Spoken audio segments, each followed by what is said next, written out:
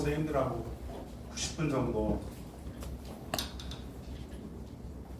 이야기를 나누어야 되는데요.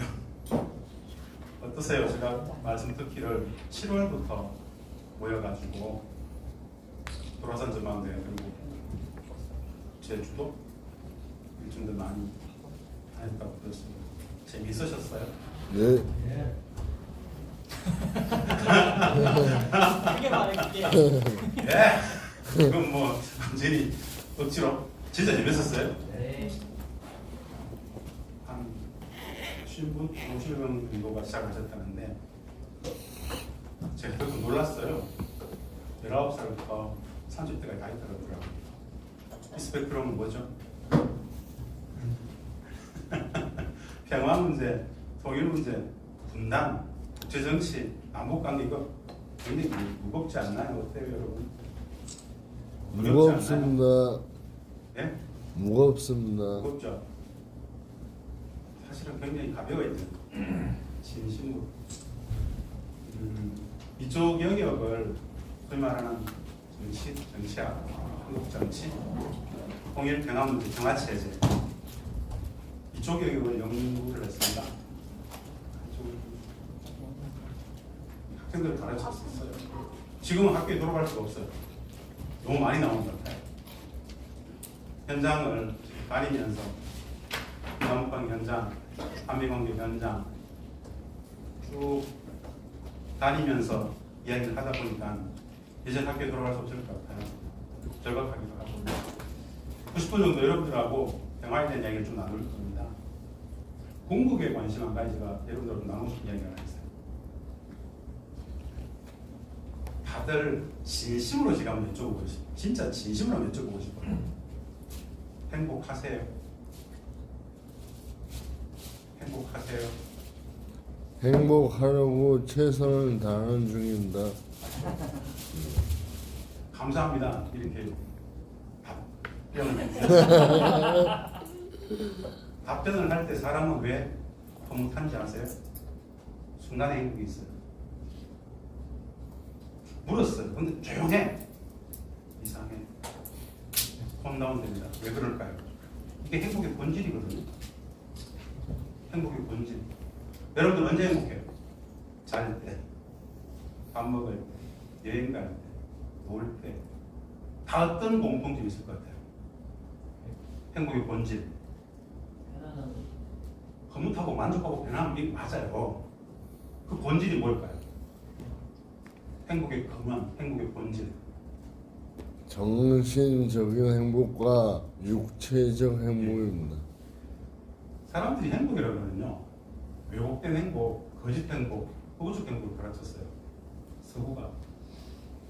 서구 물질주의. 주로 이런 겁니다. 욕구, 욕망 중심 행복. 욕구, 욕망 중심 행복. 욕구, 욕망 넣으면 인간의 본성이 있는데 안 가르치고 욕구 충족이 되면 행복하대요. 물질주의 행복, 쾌락주의 행복. 이게 보편적인 행복입니다. 우리가 인정하든 인정하지 못하든 그냥 느낌이 그래요. 돈이 행복입니다. 많은 부분 돈은 행복이죠. 자본주의니까. 그런데 돈 자체는 행복은 아니잖아요. 행복의 수단이죠. 행복의 본질은 뭘까요? 우리 모두 인간이 태어나가지고 삶을 살아가잖아요. 내가 인정하든 인정하지 않든 딱 한 가지를 추구해요. 행복을 추구해요. 행복한 삶을 추구한단 말이에요. 인류 보편적인 본성이에요. 그런데 제가 드리고 싶은 이야기는 이겁니다. 누구나 다 똑같이 행복을 추구해요. 행복한 삶을 바라요. 그런데 우리가 교육 속에서 밥상머리든 학교든 행복에 대해서 배운 적이 있나요?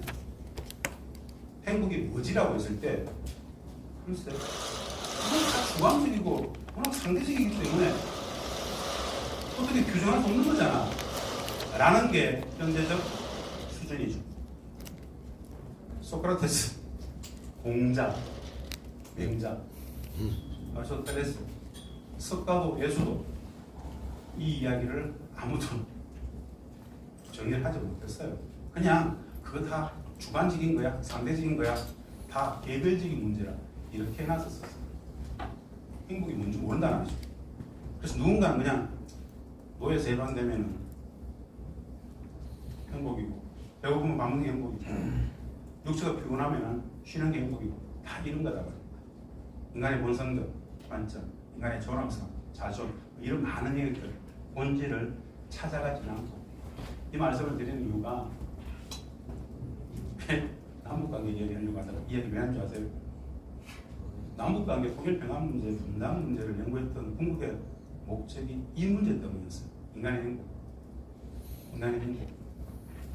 여러분, 분단체제, 전쟁체제 속에서 행복할 수 있나요? 그거 모르면 행복할 수 있어요.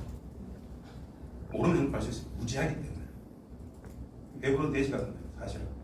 무지. 인식이 모든 것을 결정하잖아요. 나의 인식이 나의 모든 행동을 결정한단 말입니다. 그 인식은 굉장히 사실은 나약합니다. 단적인 예로 나의 인식은 확고하다. 사람의 인식은 진짜 나약해요. 예를 들어 볼까요? 얼마나 나약한지.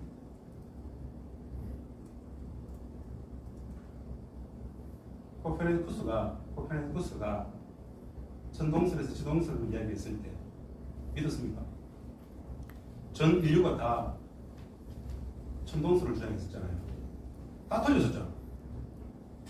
수많은 과학자, 수많은 철학자 다 틀렸었잖아요. 그만큼 나약하다. 사실 우리도 잘 모르잖아. 그런 거 없다. 지구가 도는 거 없다. 뭐 이런 거 아니겠어요? 누가 그냥 가르치면 대로 그냥 인식을 일반화시켜버리죠. 스폰지 좀 받아들여요. 인간의 본성이. 그냥 저 사람이 말하니까 믿죠. 언론이 말하니까 믿죠. 구조가, 체제가, 문화가 말하면 믿죠. 학교에서 가르치는데 믿어야죠, 당연히. 어디 감히 부모님이 말하는데, 학교 선생님이 말하는데, 아니요, 이건 있을 수 없어요. 그만큼 인식은 약하죠. 전쟁체제, 분단체제.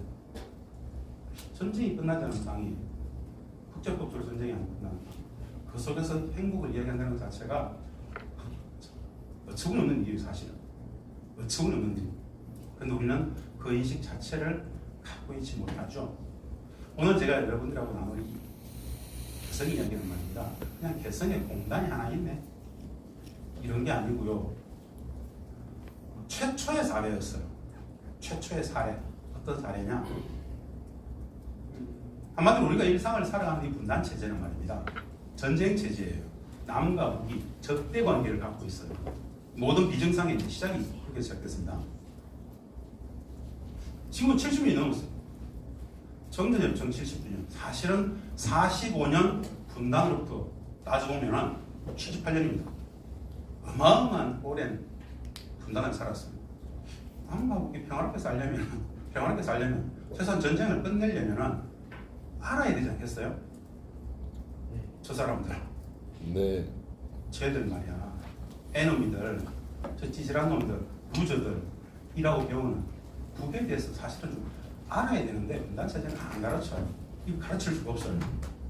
분단체제가 이걸 가르치면 사실은 분단체제가 유지되기가 굉장히 힘들어요. 분단체제의 기원 자체가 매우 불안한 거죠. 사실 우리는 분단을 살아가면서도 솔직하게 말씀드리면 우리 분단을 배웠습니까? 분단체제는 분단을 안 가르치죠. 왜 분단되었는지, 분단은 왜 유지되는지, 누구를 위한 분단인지. 우리의 분단은 확실한데 이 분단은 왜 유지되는지 이런 것들을 사실은 분단체제는 안 가르칩니다. 그거 가르치면 분단체제는 유지되지 않죠. 붕괴됩니다. 흑막이 수많은 거짓과 왜곡, 보도가 깔려있는 이 분단인데요. 개성은 어떤 거냐면요. 딱 한 가지입니다. 저는 이렇게 단정적으로 말씀드려요. 남과 우리 함께 살아봤어요. 그냥 아무것도 없이 그냥 함께 살아본 거예요. 그냥 뭐 누구도 안 가르쳐 줬었어요. 그게 대해서 안 가르쳐 줬었어요. 가서 살아봐. 선발해서 가는 건 아니잖아요. 그냥 개성에다가 남측에 공장을 만들어 놓고 사람들도 출근하고 남측 사람들도 가가지고 함께 직장에서 일을 하면서 만나보게 되는 거예요. 북쪽 사람들이 남측 사람을 뭐 사전에 교육받고 왔느냐? 아니. 개성공단에 근무했던 남측 주재원들이 있죠. 우리 남측 사람들. 우리는 뭐 거기 가서 북을 뭐 사전에 배우고 갔겠습니까? 그러지 않아요. 본사에서 개성지사에 가서 일해라 이러면 가야 되는 거예요. 가기 싫으면 가봤어요. 이게 좀 처음에 두렵잖아요. 좀 경계감도 있고 내가 그거 왜 가지? 북측 땅인데 지질한 놈들인데 이게 되겠나 이거 그걸 찾고 이상하고 가기 싫었는데 갔어요. 그렇게 14년을 함께 개성공단에서 함께 살아봤어요. 14년간 살아봤는데 아무런 문제가 없어요. 너무 친해져 버려요. 특별히 이야기할 게 없어요. 그냥 순식간에 삽시간에 친해져 버리더라고요. 아, 그래서 사람들은 그렇게 얘기했어요. 이렇게 하면 되겠다. 남과 북이 전쟁을 끝내고 평화롭게 살기 위해서는 이 방법이 제일 좋겠다. 무슨 방법이죠? 그냥 만나게만 해주면 됩니다. 만나게만 해주면 돼요. 만나면 돼요. 근데 만남 자체가 너무너무 힘들죠. 분단체제. 우리 외국인 다 가보지 않습니까? 중국도 가고 일본도 가고 다 가봐요. 가보면 어떻습니까? 뭐 그렇잖아요. 북에 가보면 어떨까요? 그래요. 그래요. 그냥 다른 거 아무것도 없어요. 근데 한 가지 다른 게 있어요. 말이 똑같아요. 음식이 똑같고요. 생각하는 사고방식이 거의 똑같아요.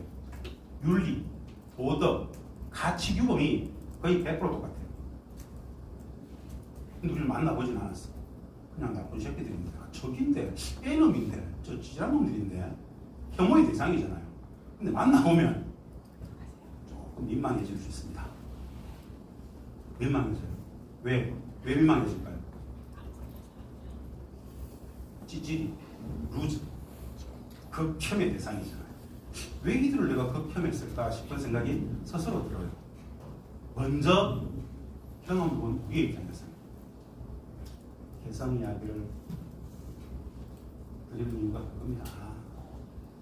관념 속에서 적대하고 관념 속에서 미워하고 관념 속에서 분단을 유지해 왔는데 그냥 가서 안녕? 그래 난 누구야? 넌 어디서 왔냐? 예? 문산서 왔다고? 어디서 왔다고? 만나봤는데 같더라는 거죠. 같더라는 거. 그래서 굉장히 많은 혼란이 있었어요. 정신적 혼란. 적대적 분단체제, 전쟁적으로 N음인데 북은 N음이야, 적이야. 맞잖아요, 적이잖아요. 전쟁이 끝났으면 적이니까. N음. 아, 제가 이거 발음이 쉽지 않습니다. NM입니다. N음. ENEMY. 제가 이 그래서 다 N음이 NM입니까? N음입니까? 미안하네. 제가 그 해에 굉장히 반격점을 줍니다. 정치 군사적으로 전쟁의 상대방이기 때문에 적이잖아요. 그랬는데 만나보니까 그렇지 않더라. 이 말씀을 드리는 이유는 다른 이야기이긴 하지만 한 가지 딱 생각을 해보시죠. 그냥 남북관계가 좋아지는 건 6.15 공동선언을 한다. 14선언을 한다. 4.27 판문점선언을 한다. 9.19 평양선언을 한다. 이런 생각들 하시죠. 앞으로 이제 그런 거 없습니다. 그런 거 없어요. 없을 거예요. 꿈도 꾸면 안 돼요. 만나면 통일이다. 그것을 먼저 경험해봤던 게 14년간 개성에서의 경험이었습니다.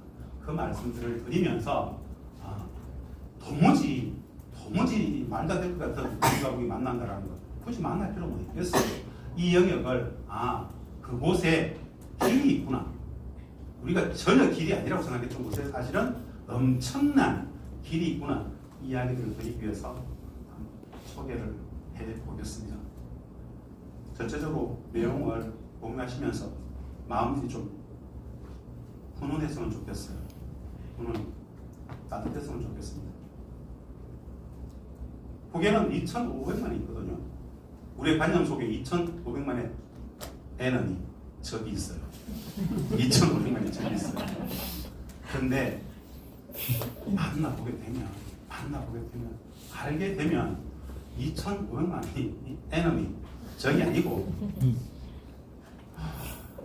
눈물 나는 내 통 꼭 가족이구나라는 것들을 체험할 수 있어요.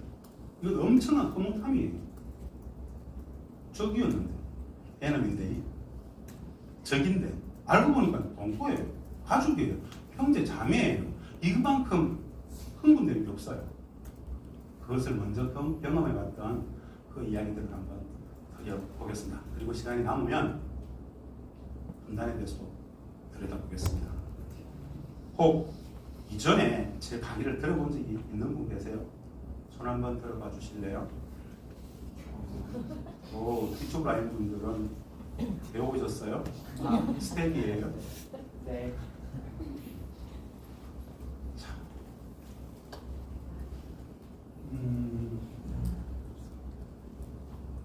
통일 교육의 부재. 분단 체제는 통일 교육을 하지 않습니다. 일선에 계시는 선생님들께서 가장 공감하시는 말씀이십니다. 제가 선생님들 대해서 강의 많이 한다고 합니다. 가사 우리 통일 교육 하지 않죠. 무슨 교육을 할까요? 네? 제대한 지 얼마 안 됐군요. 정교육이 분단 교육을 하죠. 이 분단이 구조가 정체적인 분단을 유지하기 위해서는 분단 교육이 됩니다. 평화 교육이 아니고 적대 교육을 하죠. 정상적인 공동체, 정상적인 사회면 말입니다. 나눔과 배려, 관용과 포용, 이 사랑의 나눔을 가르칩니다. 우리는 미움을 가르쳐요. 적대를 가르치죠. 정오, 반목, 질시, 폭력, 전쟁의 나눔을 일상화합니다. 왜 그럴까요? 혐오를 심어줍니다. 분단을 유지하는 방법입니다. 미움을 계속 주입해요. 미움을. 너무 안타까워요. 인간의 본성은 사실은 진, 선, 미, 정, 사랑 이게 본성이에요. 약육 방식에서는 동물 사회잖아요. 인간 사회는 인간이 사람과 사람의 사회를 만들어서 왜 만들었냐면요. 생존하기 위해서. 인간의 존엄을 지키기 위해서. 생존하고 안전하고 안정적인 삶을 살기 위해서 공동체, 집단, 사회를 만드는 거예요. 그게 인간의 본성이 사회를 만드는 거예요. 인간 존엄을 지키고 있는 본성. 그런데 어느 공동체가 계속 적대를 가르친다는 건 뭐예요? 비정상이에요. 전쟁 체제이기 때문에. 전쟁이 안 끝나기 때문에. 사실은 공긴 양면이에요. 전쟁 체제를 유지하기 위해서 전쟁의 강론을 일반화하죠. 분단 체제는 통일하지 않더라. 분단 체제는 분단 교육을 하더라. 한번 문제식을 툭 던져놓고 그래서 이 영역은 사실은 여러분 다 모르는 영역입니다. 이게 참 안타까운 이야기예요. 어느 정도 안타깝냐? 비극입니다. 비극. 제도교육 속에서 누구도 가르치지 않습니다. 국가는 이걸 용납하지 않아요. 분단 체제는 용납하지 않습니다. 그것이 진실이라 하더라도 용납하지 않습니다. 진실이라 하더라도 용납해서는 안 돼요. 분단 체제를 유지하기 위해서는. 여러분, 전쟁과 평화가 있어요. 전쟁과 평화가 있어요. 궁극의 목적인 인간의 행복, 국민의 행복을 위해서는 전쟁 상태를 유지하는 것이 맞습니까? 전쟁을 끝내는 것이 맞습니까? 전쟁을 끝내. 당연한 이야기잖아요. 그런데 요즘은 종전선언 이야기하면은 반국가 세력을 모를 수 있어요. 종전을 얘기하면 반국 세력을 모르겠대요. 분단체제를 유지하겠다는 거죠. 전쟁체제를 유지하겠다는 것이죠. 전쟁체제를 지키겠다는 거죠. 최소한 이 개념은 여러분이 꼭 갖고 계셔야 됩니다. 대한민국의 주권자, 국민이 꼭 이 개념을 갖고 계십시오. 뭐냐? 최고의 궁극의 가치는 말입니다. 궁극의 가치는 뭐예요? 국민의 행복이잖아요. 민의 행복, 시민의 행복, 국민의 행복이 궁극의 가치예요. 이거 넘어야 아무것도 없어요. 이게 최고의 가치예요. 이 민의 행복, 국민의 행복을 위해서 국가가 존재하고 정치가 필요하고 제도가 필요한 거예요. 이 국민의 행복을 위해서 말입니다. 두 가지 개념을 갖고 오겠습니다. 평화가 있고 안보가 있어요. 국민의 행복을 위한 평화예요. 국민의 행복을 위한 안보예요. 평화 안보 있죠? 자, 평화와 안보의 상관관계를 이렇게 설명합니다. 평화를 위한 안보예요. 맞죠? 안보를 위한 평화입니까? 그 말이 성립되지 않아요. 안보는 평화의 하위 개념이에요. 근데 안보를 막 이야기하는데 안보를 이야기하면 평화가 깨져요. 이건 가짜 안보예요. 거짓 안보라고. 평화는 안보의 목적이에요. 그래서 평화를 어떻게 설명하냐? 적극적 안보가 구현된 상황이라고 해요. 지킬 게 없는 상황, 그게 평화예요. 안보는 또 어떻게 설명하느냐? 소극적 평화의 상태예요. 소극적 평화의 상태. 전쟁 체제이기 때문에 안보가 필요한 거예요. 전쟁이 끝나버리면, 평화 체제가 와버리면 구조적으로 전쟁이 나지 않는 상황이면 그게 평화라고 합니다. 안보, 평화, 국민의. 그런데 계속 안보만 계속 이야기하면은 평화가 올 것처럼 이야기해요. 평화를 말도 못 끝내게 해요, 지금. 말을 못 끝내게 해요, 지금. 통일교육에서 평화를 빼래. 일선학교에 내림이 시달렸어요. 통일부 홈페이지에 평화 관련 나오면 다 빼라는 거예요. 왜 그럴까요? 전쟁 체제를 지키겠다는 거죠. 분단 체제, 전쟁 체제 유지하겠다는 거죠. 이게 이제 비극이 시작합니다. 이 체제를 계속 지키겠다. 분단 체제를 지키겠다. 이건데요. 분단 체제는 그런 통일교육을 하지 않더라. 분단교육을 했다. 우리 지금 그로부터 자유를 주고받아 이 말씀을 드리면서 이제 하나하나 한번 원래 여러분 통일의 개념 발전 절차, 통일의 개념을 아셔야 되잖아요. 사실은 제가 지금 통일 그러는데 지금 여러분들이 생각하는 통일의 개념하고 전혀 다른 얘기를 하고 있어요. 우리 국민들한테 이 자리에 계신 선생님들 여러분들이 아니고 국민들한테 통일 그러면 어떻게 생각합니까? 통일의 개념은 쉽게 그냥 휴전선이 허물어지고 남과 북이 하나 되는 걸 통일로 생각하잖아요. 저는 지금 99.9% 평화를 통일로 지금 얘기하는 거예요. 평화를. 통일의 실체적 개념은 평화이거든요. 분단이라는 단어 안에는 말입니다. 분단이라는 단어 안에는 99.9%는 속성이 하나 있어요. 성질. 그게 뭐냐? 전쟁이에요. 분단은 전쟁이라는 말입니다. 전쟁. 우리 대한민국하고 일본은 분단되어 있어요. 바다를 중심으로 분단되어 있잖아요. 근데 한일이 분단되어 말 안 하죠. 정상적인 관계잖아요. 한중도 떨어져 있어요. 분단되어 있어요. 근데 그런 얘기 안 하죠. 정상적인 관계잖아요. 남북은 분단되어 있죠. 그 분단은 뭐예요? 전쟁 체제의 상징이 분단이라는 거예요. 분단이라는 말을 할 때는 분단이라는 그 말이 의미는 99.9% 적대관계 전쟁 체제를 상징합니다. 분단의 반대 개념인 통일은 뭐냐? 평화예요. 평화. 남과 북이 체제를 제도를 완벽히 하나는 그런 거 말고 진짜 평화를 당부하는 것, 그 개념을 통일로 본다는 겁니다. 이게 우리 대한민국의 우리나라의 공식 통일 방안에 나와 있는 통일 개념이에요. 남과 북이 합의한 통일 방안의 그 통일 개념이에요. 근데 정작 중요한 건 사실은 여러분, 우리 국민들은 대한민국이 그런 국가의 공식 통일 방안이 있다는 것 자체를 몰라요. 남과 북이 합의한 통일 방안이 있다는 걸 몰라요. 왜 모르죠? 안 가르칩니다. 통일교가 거짓 통일 가르치잖아요. 거짓 통일 교육론 같은 거. 갑자기 남과 북이 부지불식간에 완벽히 하나가 된다는 통일은 엄청난 폭력입니다. 엄청난 혼란이에요. 감당할 수 없어요. 사실 그런 통일은 존재하지 않습니다. 그런 거짓 통일을 계속 주입시켜놓고 국민들한테 통일에 찬성하냐 반대하냐 이렇게 묻는단 말입니다. 적절치 않죠. 매우 적절치 않습니다. 제대로 된 질문이 이렇게 됩니다. 국민들한테 평화에 찬성합니까 반대합니까? 라고 물어봐요. 여러분 평화에 찬성합니까 반대합니까?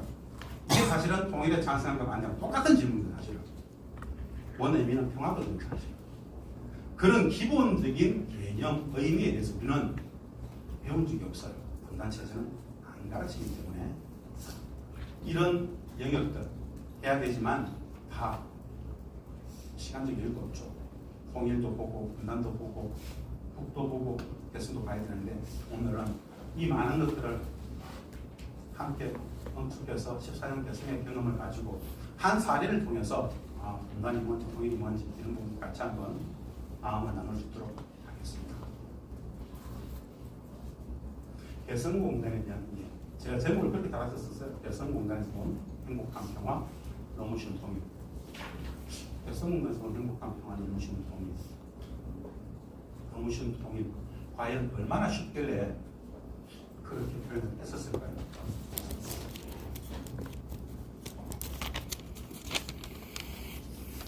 여러분 지금 책상에 있는 이 책은 굉장히 지루하고 힘들진 않으셨어요? 네. 지루하셨어요?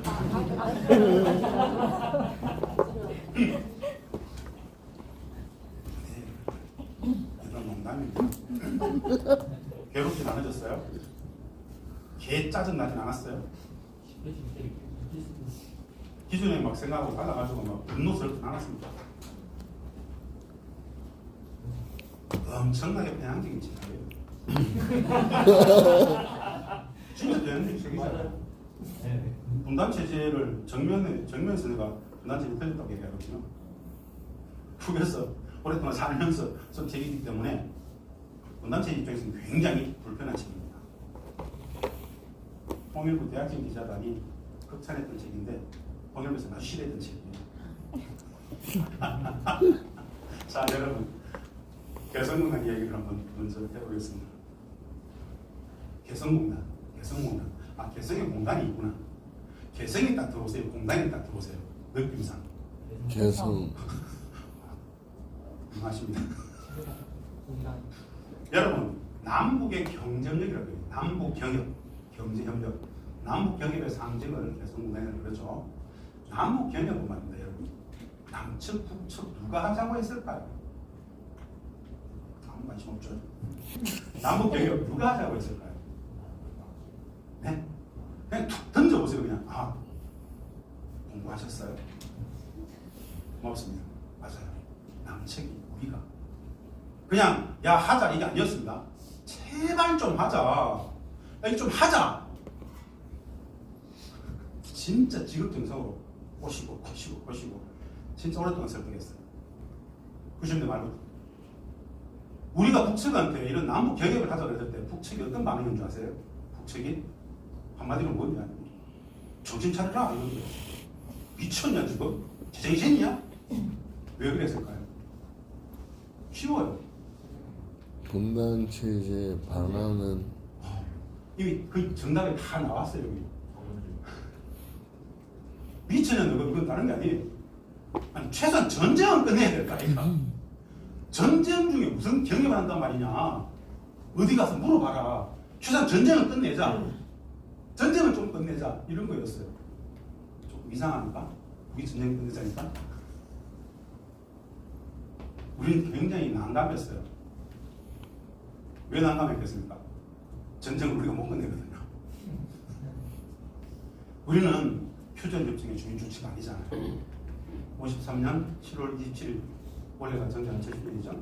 그 휴전협정의 주민 주체가 미국, 북한, 중국 3자잖아요. 우리는 그 주체가 아니에요. 물론 이 얘기도 다르게 좀 연구돼야 돼요. 이왕 간에 그 시기만 하더라도 90년대 말만 하더라도요. 종전, 평화협정 이게 말이 안 되는 소리가 지금. 그럼 미국이 관심이 없잖아요 지금. 우리의 권한도 아니야. 우리한테 그 얘기하면 뭐하냐 지금. 그건 미국이 하는 거고. 이거 이해되세요? 아주 좋아요. 맞아요. 당시에 우리는 종전 평화협정은 상상도 못하고 있었어요. 김대중 대통령 정도 되면은 언젠가는 종전선언하고 언젠가는 평화협정 체결된다. 이게 한마디로 평화의 시작이다. 그때부터 사실 평화가 시작된다. 이건 인식이 있었지만은 감히 대놓고 누구한테 미국한테 이제 한반도 전쟁 끝내야 되지 않겠냐고 말도 못 꺼냈을 상황이에요. 참 많이 발전했죠 사실.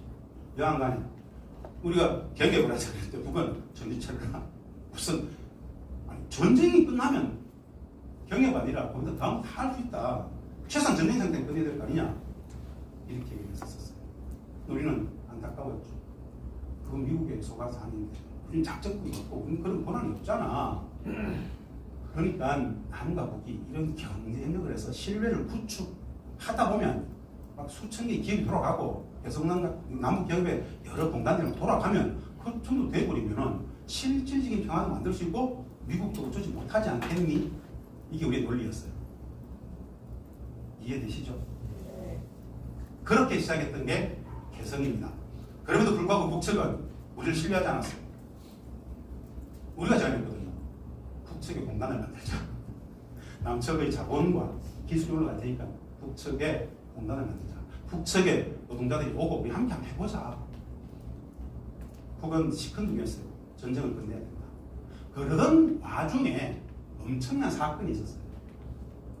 분단 역사 속에서 그 분단을 넘고자 했던 가장 최대의 사건이 바로 2000년 6.15 공동선언이었습니다. 김대중 대통령께서 올라가시잖아요. 김정일 국방위원장과 함께 6.15 공동선언을 했죠. 6.15 공동선언의 가장 핵심은 말입니다. 2항입니다. 남과 북이 통일 방안을 합의했어요. 통일의 과정, 절차, 방법, 어떻게 평화를 만들 것인지를 합의했어요. 사실은 통일을 합의했다기보다는 이렇게 평화를 만들어가는 방법을 합의했어요. 그 합의 내용은 이런 겁니다. 남과 북은 나라의 통일 문제를 남측의 연합제안과 북측의 낮은 단계의 연방제안이 서로 공통성이 있다고 인정하고 이 방향에서 통일을 지향시키기로 하였다라는 거예요. 여기에 순수 개념 딱 하나 나와요. 남측의 연합제안. 남북연합이라는 이게 뭐냐면요. 우리 대한민국에는 34년 된 국가의 공식 통일 방안이 있어요. 89년 노태우 정부 때 한민족 공동 통일 방안으로 발표가 됐습니다. 이와는 간에 이 대한민국의 국가의 공식 통일 방안은 1단계 화해 협력을 수십 년 하다가 남과 북이 서로 존중하고 여행하고 경협도 하고 교류하고 왔다 갔다 수십 년간 서로 친해지고 종전선언 평화협정도 체결하고 수십 년 화해 협력을 한 이후에 2단계는 남북 연합으로 가죠. 국가와 국가의 연합입니다. 이 국가, 이 체제, 이 정부, 이 국가와 국가의 연합. 이 남북 연합을 또 수십 년 하다가 비로소 수십 년의 완전 통일로 나아간다라는 진짜 오랜 평화 공존, 평화 번영의 과정 전체를 통일의 절차로 상정하고 있는 우리의 통일 방안이 있어요. 지금도 통일 방안이에요. 물론 우리는 잘 모르죠. 안 배우고 있으니까. 그 통일 방안의 1단계 화해 협력을 거쳐서 2단계 남북연합까지 가자라는 합의가 2000년 6.15 공동선언에서 합의가 된 거예요. 사실 그 합의는 갑자기 된 게 아닙니다. 역사가 있어요. 11년 전 1989년도에 남측의 문익환 목사님께서 북에 밀입하여 가지고 당시에 김일성 주석과 세 차례 공개 토론하고 당시에 조평통 위원장이었던 허담과 합의 공동선언을 했었어요. 그 내용이 2000년 6.15 공동선언의 통일방안 합의로 나왔던 거예요. 역사적인 사건이었어요. 남과 북이 통일의 과정, 절차, 방법, 즉 평화의 과정, 절차, 방법을 합의를 해버린 거예요. 북측은 이것을 2000년 9월에 국가의 통일 전략 기조로 딱 선포를 했어요. 6.15 공동선언을. 거기에 딱 맞게끔 하겠다라는 거였어요. 사실은 우리는 우리 입장에서는 당시 김대중 대통령은 국회에 이걸 제출도 못했어요. 사실 6.15 공동선언을. 6.15 공동선언 제출 못했어요. 그냥 정상 간의 합의로만 남아있죠. 그 6.15 공동선언이 있었기 때문에 북측이 자 남과 북이 통일 방안까지 합의한 마당에 그냥 합시다 라고 해서 시작될 수 있었던 게 바로 개성공단 사업입니다. 2000년 6.15 공동선언이 있었죠. 2달 후에 개성공단 합의를 하게 됩니다. 북측이 땅을 내놨어요. 좋다. 우리는 신의주나 해주나 저쪽을 원했단 말입니다. 북측의 김정일 국방위원장은 이런 지하에 남측은 이렇게 질타를 했어요. 당신들은 고작 돈을 벌려고 하느냐. 당신들은 고작 돈을 벌려고 하느냐라는 게 질타였어요. 우리 신의주의에다가 대놓으면은 동북 삼성 중국이 시장이잖아요. 신의주의 만들어가지고 중국이 대답할 생각을 했단 말입니다. 아니면 해주 정도에다가 공단을 해가지고 중국 시장을 보고 있었단 말입니다. 북측 입장에서는 남측은 고작 생각한다는데 돈이냐 이렇게 했었어요. 안 된다. 서울과 가장 가까운 곳을 주겠다. 가장 단기간에 가장 많은 기업이 들어올 수 있도록. 그래서 개성공단을 내놓게 됩니다. 남측의 자본과 기술이 북측의 토지와 노동력이 만나서 개성공단을 합의하게 되는데요. 북측이 최초에 내놓았던 이 전체 규모는 어느 정도 되냐면요. 지금 여러분들이 보시는 이 1단계 100만 평의 모습을 보게 100만 평. 이거의 100배예요. 1억 평. 1억 평을 내놨어요. 이거의 100배예요. 이게 파주 문산의 아파트예요. 문산의 아파트. 이게 군사 분계선입니다. 군사 분계 보입니까? 이거 MDL 군사 분계선. 군사 분계선 직선거리 3.54km입니다. 직선거리 3.5km 정도 돼요. 거의 비무장 시대 딱 인접한 군부대 군사기지. 1단계 100만 평 그리고 2천만 평 확장하고 나중에 1억 평까지 만든다. 1억 평까지. 사실 1억 평 하면 뭐 이렇게 개념이 없죠. 아, 넓은 땅이구나. 좀 큰 땅이겠네. 이렇게 생각하시면 됩니다. 그 지역은 서울에서 광화문에서 우리가 예전에 운영할 때는 광화문에서 버스가 출발했었습니다. 매일 아침마다. 여기 뭐 남측 조직원들은 주로 월요일에 들어가서 토요일에 나오거든요. 주말 부부가 대부분이었는데 일정 부분 사람들은 광화문에서 버스를 왔다 갔다 했던 사람들도 있고요. 파주 문산에서 출퇴근했던 사람들도 있긴 했습니다.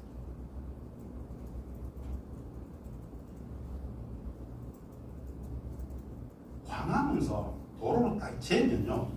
키로로 딱 재면 저도 제 차를 갖고 다녔단 말입니다. 65km 지킵니다.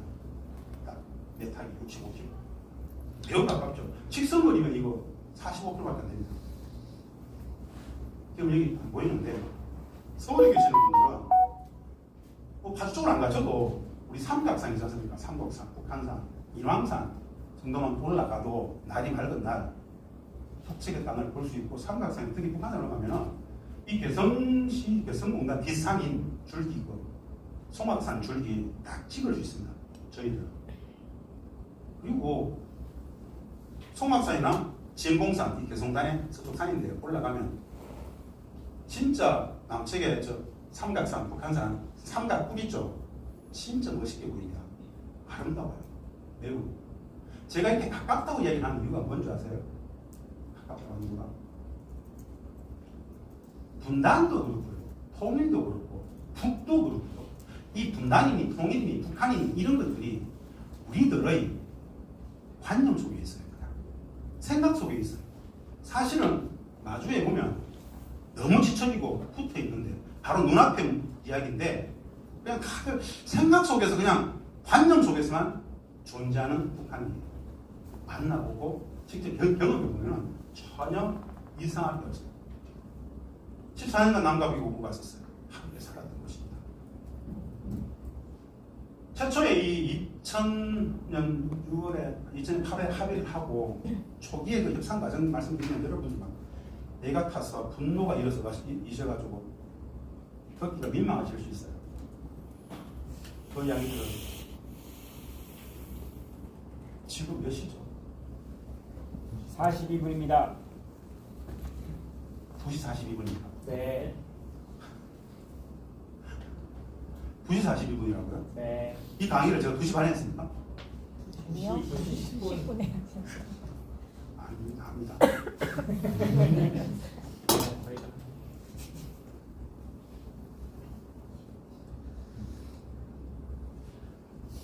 최초의 남과 북이 2000년 8월에 합의했어요. 참여정부 등장했습니다. 노무현 대통령께서 노발대발을 했었어요. 저는 참여정부 인수위의 결합을 했었습니다. 통일외교부가 인수위의 결합을 했고 NSC 국가안전부의 사무실 NSC에서 남북한 동참을 했었습니다. 초기 여성공단 협상 컨트롤타워에 참여했었습니다. 통일부, 산자부, 국정원이 주석하고 협상을 할 때 그 협상을 지휘하는 청와대 컨트롤타워에 참여하고 있었습니다. 누가 제일 문제였겠습니까? 누가 개성단을 계속 반대했겠습니까? 예? 한국전세. 그때는 한나라당이었습니까? 미국.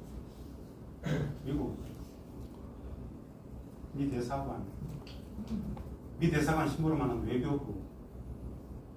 안 된다는 거죠. 대통령님 안 됩니다.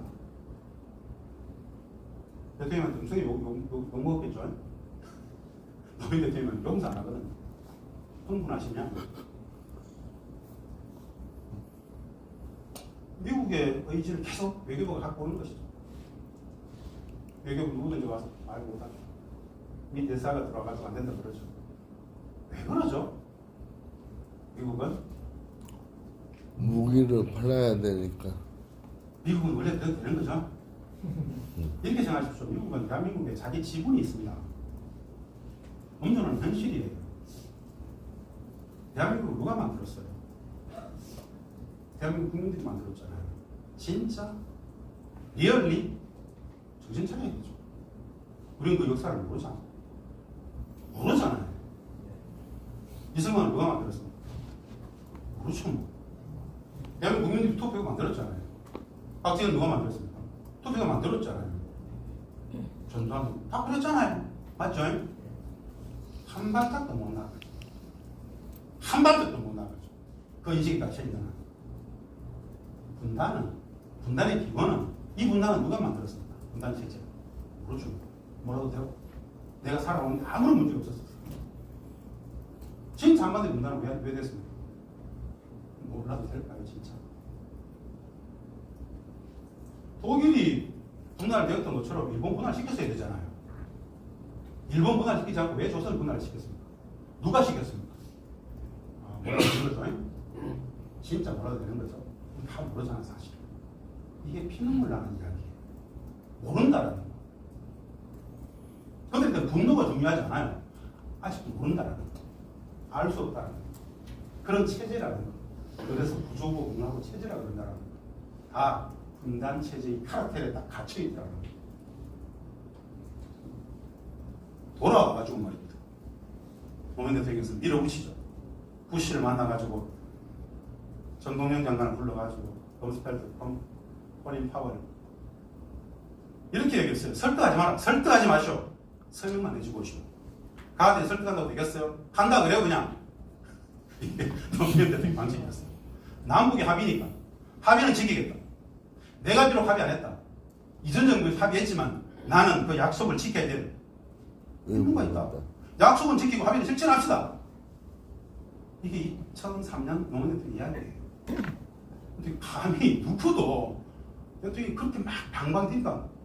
속으로 전부 다 야 미쳤구나 라고 생각하는데 안 됩니다라고 말 못해요. 이상. 이상하지 않나요? 그럼 관료들은 왜 반대하죠? 미국이 반대한가 많이 하는 겁니다. 미국은 왜 반대할 것인가? 관료들은 대한민국 대통령 얘기가 듣고 왜 미국 말을 듣죠? 대한민국 대통령은 1, 2년짜리고 미국은 영원한 권력이잖아요.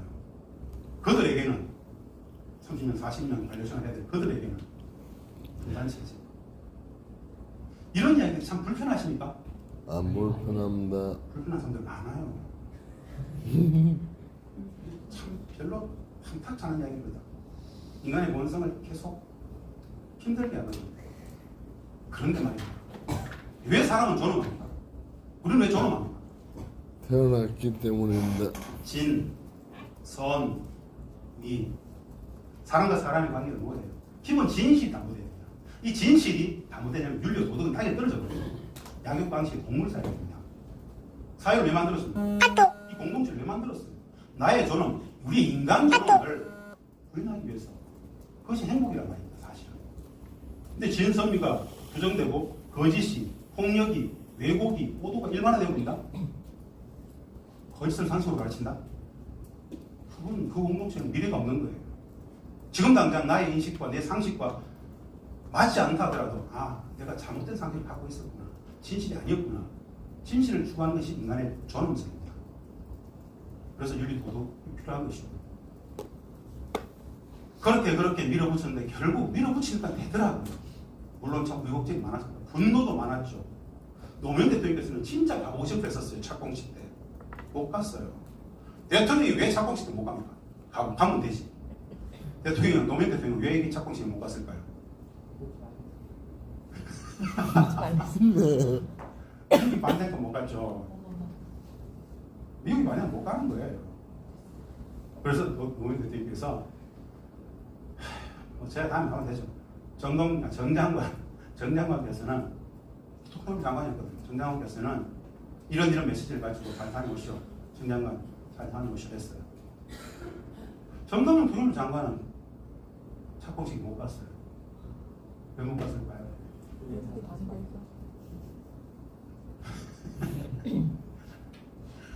미국이 반대하면 못 가죠. 개새끼 되죠. 그래도 되나요? 근데 그게 현실입니다. 우리는 진짜 혼란스러웠어요. 제가 지금 그날 지금 생각납니다. 장관실에 찾아갔었어요. 장관님 그냥 실을 택합시다. 실을 택합시다. 명분을 줍시다 그냥. 미국은 그런 이야기했거든요. 굳이 그 착공식에 오늘 장관까지 고위급이 갈 필요 있느냐. 그냥 실무선에서 갔으면 좋겠다. 실무선에서 갔으면 좋겠다. 장관이 가면 어떻고 실무는 뭐예요? 국장급. 그런 의미 부여를 하지 말라는 거예요. 그런 거 하나 가지고도 진짜 제정신이었을까요? 그래서 장관님 그냥 국장 보냅시다.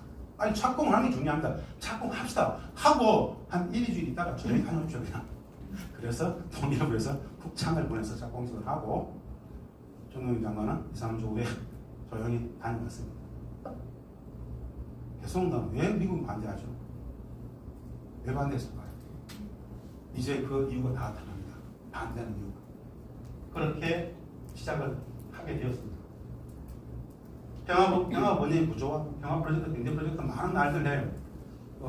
이론적인 이야기니까 그렇죠. 교생이 오셨어요. 그로부터 5년 후에 2007년 14선을 정부 2003년에 시작했는데 14선을 마치시고 거제서야 평양에서 내려오시다가 서울 귀환하시던 길에 들르셔가지고 방명록을 이렇게 써줬어요. 여기 교성공단이 바로 남과 운영하는 현장입니다. 민족의 운명을 펼쳐가고 있습니다. 열심히 합시다. 대한민국 대통령 노무현. 남북의 노동자들을 처음 이렇게 연설을 하셨어요. 적극적인 연설이었는데요. 여러분 자긍심을 가져주십시오. 여러분들은 단순한 제품을 만들고 있는 것이 아닙니다. 평화의 제품을 만들고 계십니다. 평화를 만들고 계십니다. 자긍심을 가져주십시오. 감사합니다. 이런 얘기 있었습니다. 그 말을 들었던 북측 노동자들의 반응이 어땠을 것 같습니다. 북측 노동자들. 대한민국 대통령이 이렇게 이야기했어요. 제가 이렇게 얘기했어요. 북측 노동자들은 아주 독특한 반응을 해요. 이게. 어떤 반응을 했을까요? 이게 아니고 이렇게 북측 노동자들이 다 울어요.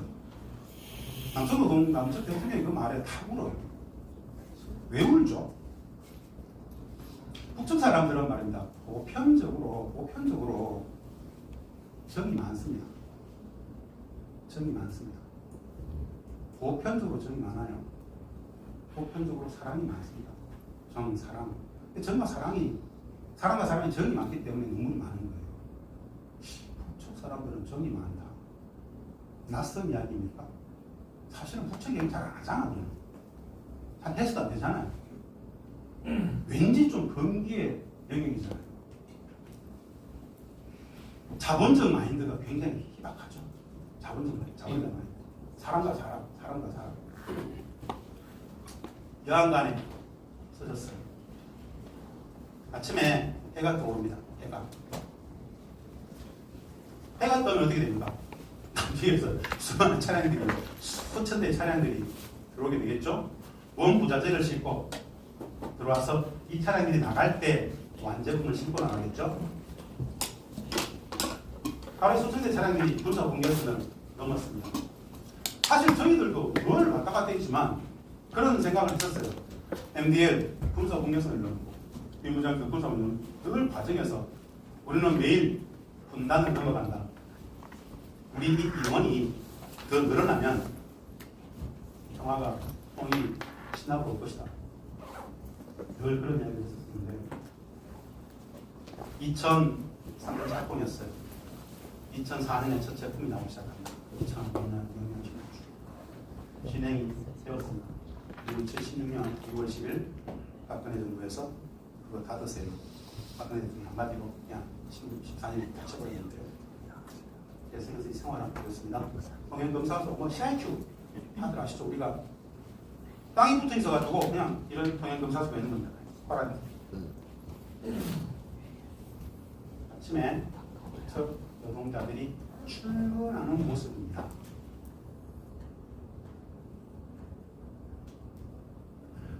심화적으로 읽고 이렇게 보잖아요. 제가 여담 삼아 이 사진에서 꼭 묻는 이야기를 했어요. 드리는 질문이 하나 있어요. 북측의 여성들은 이쁠까요? 라는 질문이에요. 어떻게 생각하세요? 북측 여성들은 이쁠까요? 모르겠어요. 그러시는데 만나보셨나요? 북측의 여성들은 이쁘지 않습니다.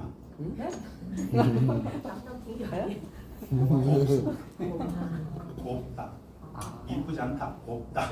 라고 얘기하는데요.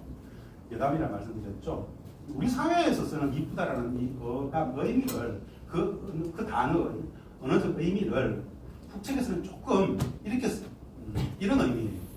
우리 사회 속에서 별로 친하지도 않은데 친하지도 않은 사람이 옆에 와가지고 섹시하네. 희롱성이 있어. 이쁘다라는 말 자체가. 그래서 우리가 이쁘다라는 말로 쓰는 것을 북측에서는 곱다라고 표현합니다. 곱다라고 표현합니다. 북측 여성들은 곱습니다. 곱겠죠. 이쁘지 않다. 곱다. 나중에 되니까요. 아, 남측 사람들은 곱다의 의미를 이쁘다고 하는 걸 이제 알게 됐잖아요. 처음에는 이쁘다 그러면 굉장히 기분 나빠했었단 말이에요. 아, 그런 이야기를 진짜 막 굉장히 싫어요. 자기를 희롱했다고 보는 거죠. 근데 나중에는 좋아해요. 아, 남측에서는 그 의미를 그렇게 쓰는구나라고 알게 됐기 때문에.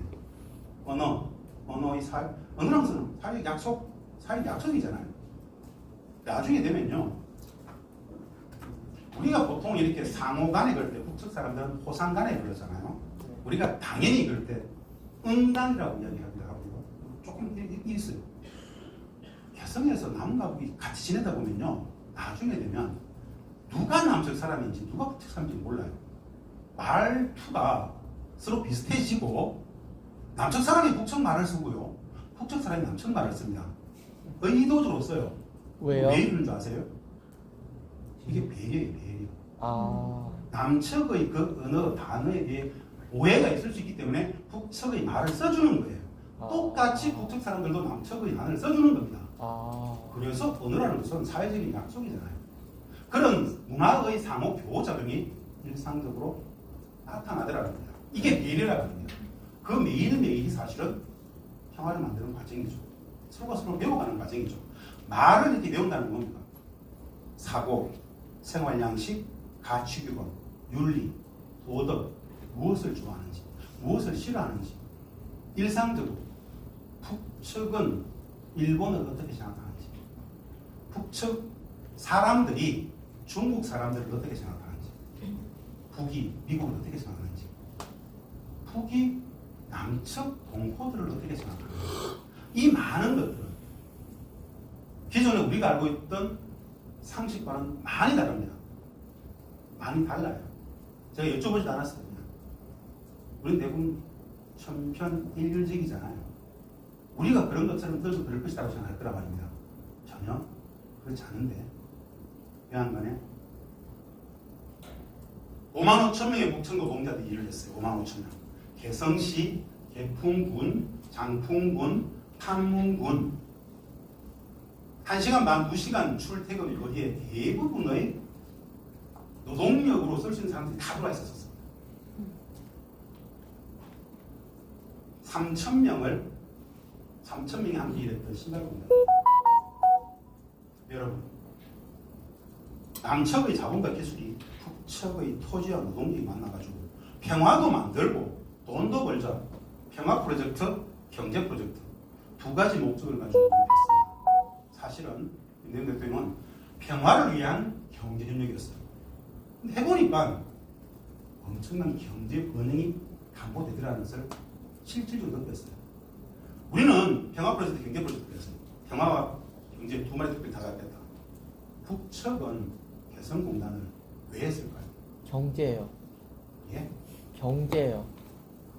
맞죠. 경제도 진짜 중요하죠. 북측은 진짜 이 개성을 왜 했을까?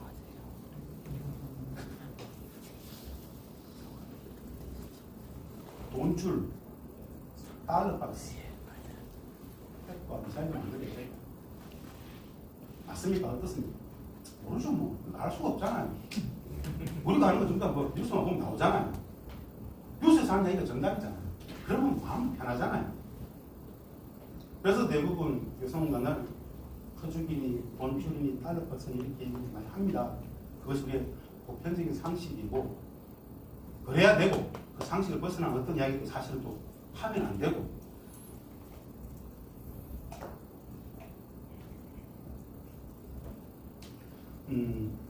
초기 남북경협 개성공단 굳이 정리할 때 우수갈고 가르고 초기 분양할 때 개성공단 협상 관련해서 컨트롤 타워에 있었다고 했죠. 초기 협상의 과정들을 지금 설명을 좀 드릴게요. 이 초기 협상의 내용들을 소개하는 건 딱 한 가지예요. 우리가 알고 있는 그 사실, 그 상식이라는 것이 얼마나 적으려는 거짓인지를 말씀드리고 싶어서 소개를 하는 겁니다. 북측은 저 1억 평을 내놨다고 했죠. 먼저 내놓은 2천만 평이에요. 그래서 2천만 평 중에 가장 먼저 1당에 100만 평만 한번 먼저 건설해보자 해서 2003년에 착공을 했습니다. 당시에 현재의 LH, 당시에는 토지공사였어요. 청와대에서 토지공사 사장 사성정을 김진호 장관을 불러가지고 기한을 딱 줬습니다. 여태까지 끝내고 밀어붙여야 된다. 대통령께서는 마음이 급했습니다. 계속 미국 반대하니까 요만한 거 틀어도 잡히면 안 되겠다. 계속 밀어붙입니다. 우리가 초기 땅 분양을 했을 때 남측이 이걸 분양을 했을 때 남측이 기업들한테 말입니다. 분양 가격이 얼마였냐면요. 제조 공장 부지가 평당 14만 9천 원 했어요. 평당. 상업용지, 뭐 백화점 부지라든가 이런 거 있죠. 이런 건 평당 45만 원부터 했었습니다. 100만 원짜리도 있었습니다. 비싼 거. 제조 공장 부지 평당 14만 9천 원, 상업용 부지 45만 원. 분양이 초기 1차 분양에서 100% 분양이 다 끝났어요. 완벽히 성공했어요. 남측에서 너무 많은 기업들이 올라가려고 하는 거예요. 다 줄 수가 없었어요. 3.8대1 경제면속에서 조기화만 됐어요. 분양이 다 끝나고 나서 우리가 북측에게 협상 테이블에서 물어요. 분양이 성공적으로 끝났습니다. 귀측에 토지값을 보상하겠습니다. 토지값을 얼마를 산정해서 드릴까요? 물었습니다. 북측은 토지값을 얼마를 달라고 했을까요? 다들 간단한 표정이죠. 협상을 하다 보면요. 구두 협상도 있고 구두 통지도 있고 문서 통지도 있어요. 그 당시에 저기 협상장이 가져왔던 구두 통지가 있었어요. 구두 통지도 읽어요. 이렇게 읽었습니다. 우리는 개성공업 지구를 6.15 공동선언의 정신에 입각하여 북과 남의 평화의 제도화를 위해서 특혜적 조치를 수행해왔습니다. 그냥 쓰시면 됩니다. 라고 했었어요. 공장 부지가 공짜였어요. 다르다.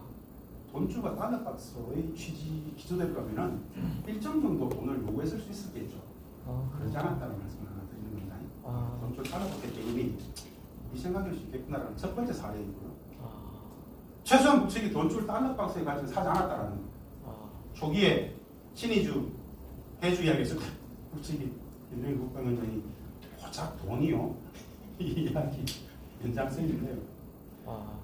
돈줄 달러박스와 전혀 다른 개념으로 이것을 했다라는 취지는 극적으로 북측 노동자들의 임금 수준을 결정했던 임금 협상에서 나타납니다. 2004년 3월 협상을 제가 지금 소개시켜 드리는 거예요. 당시에 우리는 최초로 남북이 교육을 하기 때문에 북측 노동자들한테 얼마를 줘야 될지 가이드라인이 없었어요. 그래서 통일부, 산자부, 국정원 이 팀들을 3개 팀을 짜가지고 중국 여러 공단하고 베트남, 미얀마, 캄보디아, 인도네시아까지 출장을 보냈었습니다. 그 지역 노동력, 임금이 어느 정도 되는지 보게 했었어요. 그 조사된 가이드라인을 가지고 우리 기업들하고도 간담회도 해봤었어요. 우리 기업 사장님들 입장에서는 북측 노동자들한테 한 달 얼마를 줘야 되는지 굉장히 중요하잖아요.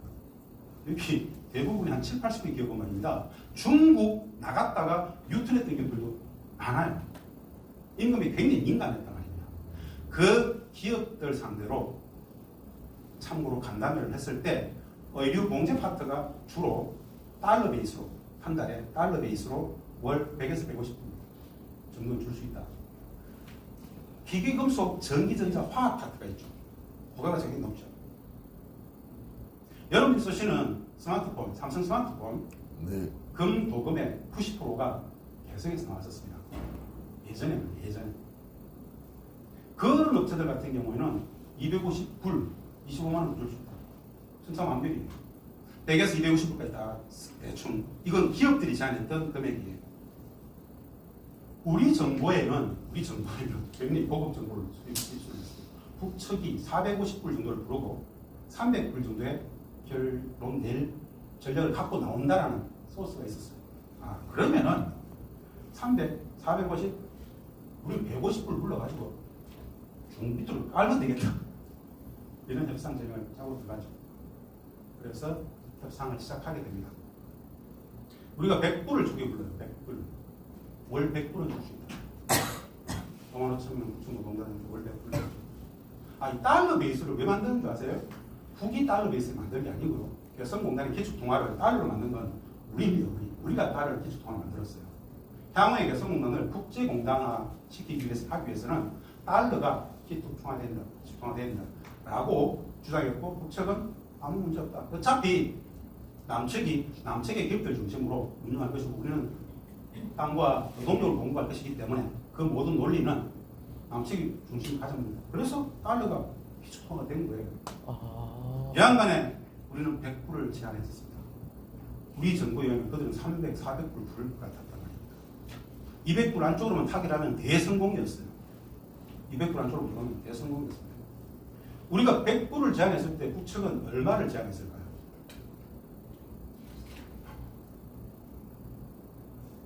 모르죠. 알 수가 없잖아요. 그 구두 통지 지금도 기억이 나요. 구두 통지를 읽었습니다. 구두 통지. 위임에 의하여 구두 통지를 읽었습니다. 똑같은 내용이었어요. 대성공업지구를 6.15 공동선언에 정신 북한의 평화의 제도를 위해서 특혜적으로 실었으면 하겠습니다. 월 50달러면 되겠습니다. 헐.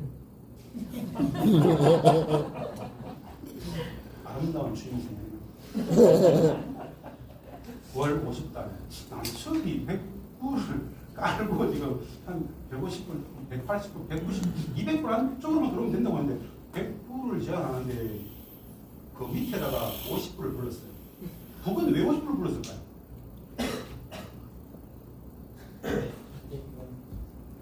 남측 사회가 혼란에 갔던 거예요. 아. 결혼 작전. 아. 땡큐죠. 우리 기업들은 땡큐죠. 얼마나 감사합니까? 땡큐.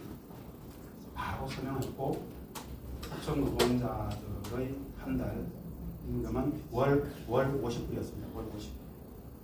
월 50불이면 여러분 5만 원. 1,000원 치면 5만 원이고 1,100원 하면 5만 5천 원이죠. 그래서 2004년 12월 달에 실질 평균 임금을 계산해 봤습니다. 50불 기본 임금에 5만 원씩이 다 똑같이 받는 거예요. 누가 더 받으면 안 돼요. 한마디로 이렇게 생각하십시오. 호봉 개념이 없습니다. 대승에 1년차, 2년차, 3년차 이런 거 없어요. 모든 사람이 그 해의 기본임금을 받는 겁니다. 아. 똑같이. 우리는 최저임금이 있죠. 최저임금하고 달라요. 최저임금은 최저임금보다는 더 줄 수 있잖아요. 네. 근데 기본임금은 꼭 기본임금을 줘야 되는 거예요. 아. 그보다 더 주면 안 돼요. 이 한편에 5만 5천 명 평균을 내보니까 2004년 12월 달에 50불 기본임금에 연장, 야근, 특근 다 해가지고 평균 실제로 받았던 금액은 57달러였어요. 한 달에. 57달러. 당시에 한화로 1인당 6만 3천 원이 갔었어요. 한 달에 6만 3천 원. 어떻게 생각하시나요? 한 달에 6만 3천 원이라는 이 돈. 아주 적나라한 표현입니다. 손가락 빨지 않아요. 근데 북한에서는 물가가 싸지 않습니까? 여러분, 네. 사회주의 경제에 토지의 가격이 매겨집니까? 아니요. 사회주의 경제 제도에 노동에 돈이 되겠습니까? 아니요. 우리에게 노동이라는 건 말입니다. 자본주의는 임금과 같이 교환되는 개념이죠. 아. 사회주의 노동은 돈과 같이 교환하지 않습니다. 사람이 맞다. 노동을 돈으로 사고 팔지 않아요. 아. 고용도 피고용도 이런 개념 자체가 없어요. 아. 아니다, 아름답겠네요. 여하간에 중요한 건 우리 기업들이 북측이야 임금이라는 개념을 안 씁니다. 북측은 사실 임금이라는 단어 자체가 없어요. 생활비라는 단어를 씁니다. 경제의 논리가 완전히 달라요. 가치 기준이 완전히 다릅니다. 작동의 원리가 달라요. 가격이 책정되는 건 우리는 거의 시부치는 진리로 시장의 논리죠. 그게 절대 진리는 아니죠. 북측에서는 모든 가격을 국가가 다 지정해요. 액상 가격이라는 게 있습니다. 이거 어렵습니다. 됐고요. 그냥 사회주의다. 1인당 50%는 뭐냐? 당시 국가가 북측 사람들한테 산정하고 있었던 국가가 어차피 그들의 생활을 책임지는 거지 않습니까? 국가가 책임지는 거예요. 근데 정작 중요한 건 남측의 기업들이 그 정도밖에 안 준다는 뜻입니다. 근데 그때서 우리는 알게 되었습니다. 남측의 기업들이 돈을 벌게 되었다고. 초기에. 왜 그런 말을 했느냐? 개성공단이 성공해야 된다. 남측에 수많은 기업들이 들어와야 된다. 여러분들 골든 브릿지를 알죠? 이거 미국은 맥도날드 사가 들어가 있는 나라하고는 전쟁 안 한다는 얘기고 임마누엘 칸트의 영국 평화이론이 있습니다. 공동체 나라와 나라 사이의 경제적 협력, 관계, 밀도가 높아져 버리면 그 전쟁은 상호 피해가 엄청나게 커지기 때문에 전쟁은 하지 않는다는 논리예요. 북측이 1억 평, 2천만 명을 초기 내놓을 때 우리한테 계속 물었던 게 그거예요. 2천만 평을 내놓으면 남측 기업들이 몇 년 안에 최대한 몇 개가 들어올 수 있냐고 계속 물었어요. 그 물었던 이유가 뭘까요? 가장 빨리 가장 많은 기업이 들어와야 실질적인 평화를 만들 수 있다는 거예요. 전쟁 상태고 뭐고 됐고 그냥 종전이고 평화도 필요 없고 우리가 2천만 평 완성이 되면 남측의 기업들 최소 제조업 기업이 5천 개 정도 들어갈 수 있을까? 그 5천 개 기업 남측의 협력업체가 곱하기 20하면 10만 개가 된다. 그렇게 설명을 했을 때 평균입니다. 평균. 북측이 그런 개성공단이 10개 정도 되면 그러면 5만 개, 100만 개. 그럼 전쟁은 없겠다. 사실 이런 이야기 자체가 참 당혹스러운 이야기죠. 우리가 아는 북측은 어떤 체제입니까? 전쟁광이잖아요. 전쟁 미치광이들이잖아요. 근데 실질적으로는 다르지 않습니까? 참 간단치 않죠. 이거 실제로 다르다는 이야기를 막 함부로 할 수 있습니까? 저라면 할 수 있을 것 같습니다. 이게 뭐냐면 우리 다 알아요. 우리는 아직 전쟁이 안 끝났거든요. 전쟁 체제의 적이잖아요. 에너미이기 때문에 에너미를 이롭게 하는 어떤 이야기가 하면 되는 거예요. 진실이라 하더라고. 이게 너무 다 아는 이야기잖아. 국가보안법, 창양고무, 북은 적인데, 나쁜 새끼들인데, 찌질한 놈들이고, 호전방들인데, 그게 그렇지 않다라고 얘기한 것은 진실이라 하더라도 적에게, 에너미에게 이롭게 되기 때문에 안 된다는 거예요. 그래서 제정신 행동이라고 그러죠. 법이라고 그러죠. 악법이라고 그러는데, 악법도 법입니까, 여러분? 아니요. 이거 잘 아셔야 됩니다. 악법도 법일까요? 아니요. 악법은 악법입니다. 악인 거예요. 악법도 법이다. 아니에요. 악법은 악법이에요. 법의 존재인은 국민이에요. 국민을 위해 존재해야 되는 법의 기본 존재 이유를 악법으로서 못하는 거예요. 악법으로서 폐지되어야 되는 거예요. 악법도 법이라는 것은 수능의 논리, 지배의 논리죠. 소크라테스는 그렇게 수능하지 않았습니다. 여하간에 다시 돌아와서 그 이유, 북은 왜 50달러를 불렀을까? 북이 개성공단을 돈줄과 달러박스 이 경제적 관점에서 이 자본적 관점에서 사장했다는 세 번째 논거는 또 임금 협상에서 나타납니다. 이 협상은 제가 직접 했던 협상입니다. 이제는 다 보고를 받았잖아요. 5만 5천 명 다 똑같이 50불 만들어냈죠. 기본임금 개념이 있었죠. 이 기본임금을 말입니다. 매년 7월 달에 협상을 해요. 협상을 해서 그 다음 해의 기본임금을 책정하도록 해놨어요. 기본임금 굉장히 중요하잖아요. 5만 원씩 똑같이 주는 거니까 이 기준으로 연장근무, 야근근무 곱하기 1.5 곱하기 2 특허는 중요하거든요. 기본임금을 50대 다 묶어놨는데 매년 7월 달에 협상을 해서 올릴 수 있도록 임금 협상을 한단 말입니다. 우리가 전격적으로 제안합니다. 이 기본임금 이거 매년 임금 인상률을 제한했으면 좋겠다. 갑자기 100불씩 뛰면 안 되잖아. 그래서 기본임금에 5% 이상을 못 올리도록 임금 인상률 5% 묶었어요. 한 해 아무리 많이 임금 협상을 하더라도 아무리 많이 올려도 5%는 못 올리도록. 국측이 뭐라 그랬냐면 마음대로 하라. 그래서 최초의 임금 협상했을 때 2004년 7월 협상이야 뭐 볼 것도 없잖아요. 우리 기업들 어떻게 했어요? 50불 기본임금 나가고 있었어요. 5% 50불의 5만 원이면 5% 얼마입니까? 2,500원이죠. 욕할 필요는 없습니다. 2,500원이 있어요. 그래서 기업들은 다 올려주라 그랬어요. 다 올려주라. 누가 그 기업 협상한 것도 올려주라 그냥. 회사에서 국책 노동자들 나가는 이 초코파이, 라면, 먹이는 거, 잘 먹이는 거, 그것만 하라. 올려주라. 그렇죠. 그런데 협상을 해야 될 거예요. 50불이 52.5불이 되는 건 기록을 남겨야 되는 거예요. 했어요. 그래서 얼마 몇 프로를 줄 거고 물어봐야 될 거 아니겠습니까? 물어봤어요. 몇 프로를 줄까? 뭐라 그랬을까요? 그렇죠? 필요 없다 그랬겠죠. 필요 없다고요?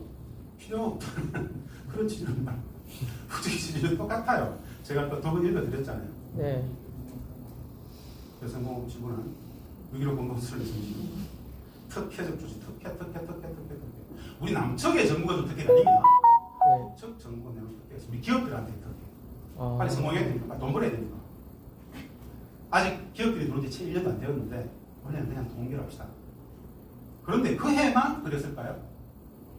초기 3년간 기본임금을 스스로 동결해 줍니다. 파격적이다. 북측은 개성공단을 왜 했을까요? 달러박스, 아니요. 돈줄, 아니요. 팩과 아니요. ICBM도 만들어야 되고 사실은 민망한 이야기입니다. 현장을 지켰던 저희들 입장에서는 눈물 나는 이야기입니다. 피눈물 나는 이야기입니다. 인간의 존엄, 그들의 존엄. 우리는 무슨 짓을 해야 되죠? 그들은 그런 입장이었는데 우리는 허죽이. 왜 눈물이 납니까? 이 사회의 이인식, 이 엄청난 폭력, 이 언론들의 말도 안 되는 거짓, 그 거짓은 무엇을 위한 거짓입니까? 누구를 속이는 것이죠? 북한을요. 국민을 속이는 거짓이에요. 그것이 분노예요. 거짓이 가장 분노스러워요. 5천만 국민들이 과연 뭐 해야 돼요? 국가의 목적이에요. 정치의 목적이에요. 그런데 왜 속입니까? 외계만 할까요? 한단체를 유지해야 되니까. 그 정도의 거짓은 거짓 아니니까. 진짜 그런가요?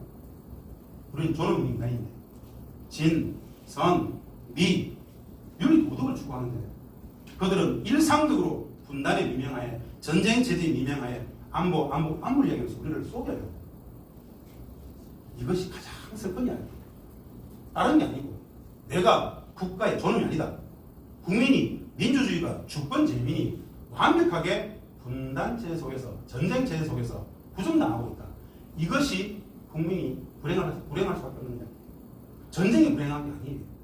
그 미명하에 우리들의 일상이 기본이 윤리 도덕이 지켜지지 않는 상황. 아, 내가 무시당한다. 사람은 무시당할 때 불행합니다. 거짓, 사기 당할 때 분노스러워요. 내가 무시당했잖아. 내가 부정당했잖아. 내 존엄이 부정당한 거예요. 그런데 알면 분단 체제는 일상적으로 국민의 존엄을 마음껏 유린해도 되는 체제죠. 그래서 행복을 연구하는 입장에서는 말입니다. 분단을 용서할 수 없어요. 진짜 용서할 수 없어요. 남북의 적대가 아니 그 환경 속에서 국민을 마음껏 갖고 놀고 국민들의 존엄을 마음껏 누리는 이것이 견딜 수 없는 거예요. 불행할 수 없다. 분단 문제를 전쟁 체제를 평화로 만들어야 되는 그 지극한 단위가 요 지점이 더 잘 살자 아주 부차적인 거예요. 그것만 보장되면 나의 존엄이 국민 존엄이 존중만 받을 수 있으면 우리는 뭐든지 할 수 있어요. 사실 주한대의 문제, 민족의 문제, 배구의 문제 다 뭡니까? 그 모든 갈등 인간의 존엄을 향한 기구예요. 그렇잖아요. 노동의 문제도 마찬가지입니다. 인간 존엄의 문제예요. 인간답게 살고 싶다. 사람답게 살고 싶다. 인간의 존엄의 문제거든요. 그 존엄이 사실은 행복의 본질입니다. 내가 인간으로 태어나가지고 인간답게 인간다움을 존중받고 있는가. 그것이 보장되지 않으면 사람은 분노합니다. 그렇잖아요. 저항하게 되면 저항입니다. 저항하지 않으면 스스로의 존엄 자체가 사라져요. 내 존엄이 진짜 중요한 것처럼 나로 만드는 너의 존엄도 진짜 중요해요. 내 존엄을 진짜 중시한다면 사람의 존엄은 나만큼을 존중해야 됩니다. 이 원리를 모르면 사회를 모르는 거죠. 인간 존엄의 원리를 모르는 거예요. 타인의 존엄을 무시하고 부정한다. 스스로 인간의 길을 포기한 사람입니다. 왜 이런지 말씀하지 아세요? 인간의 존엄성에 대해서 배운 적이 없어요. 배우지 못했어요. 안 가르쳐줘요.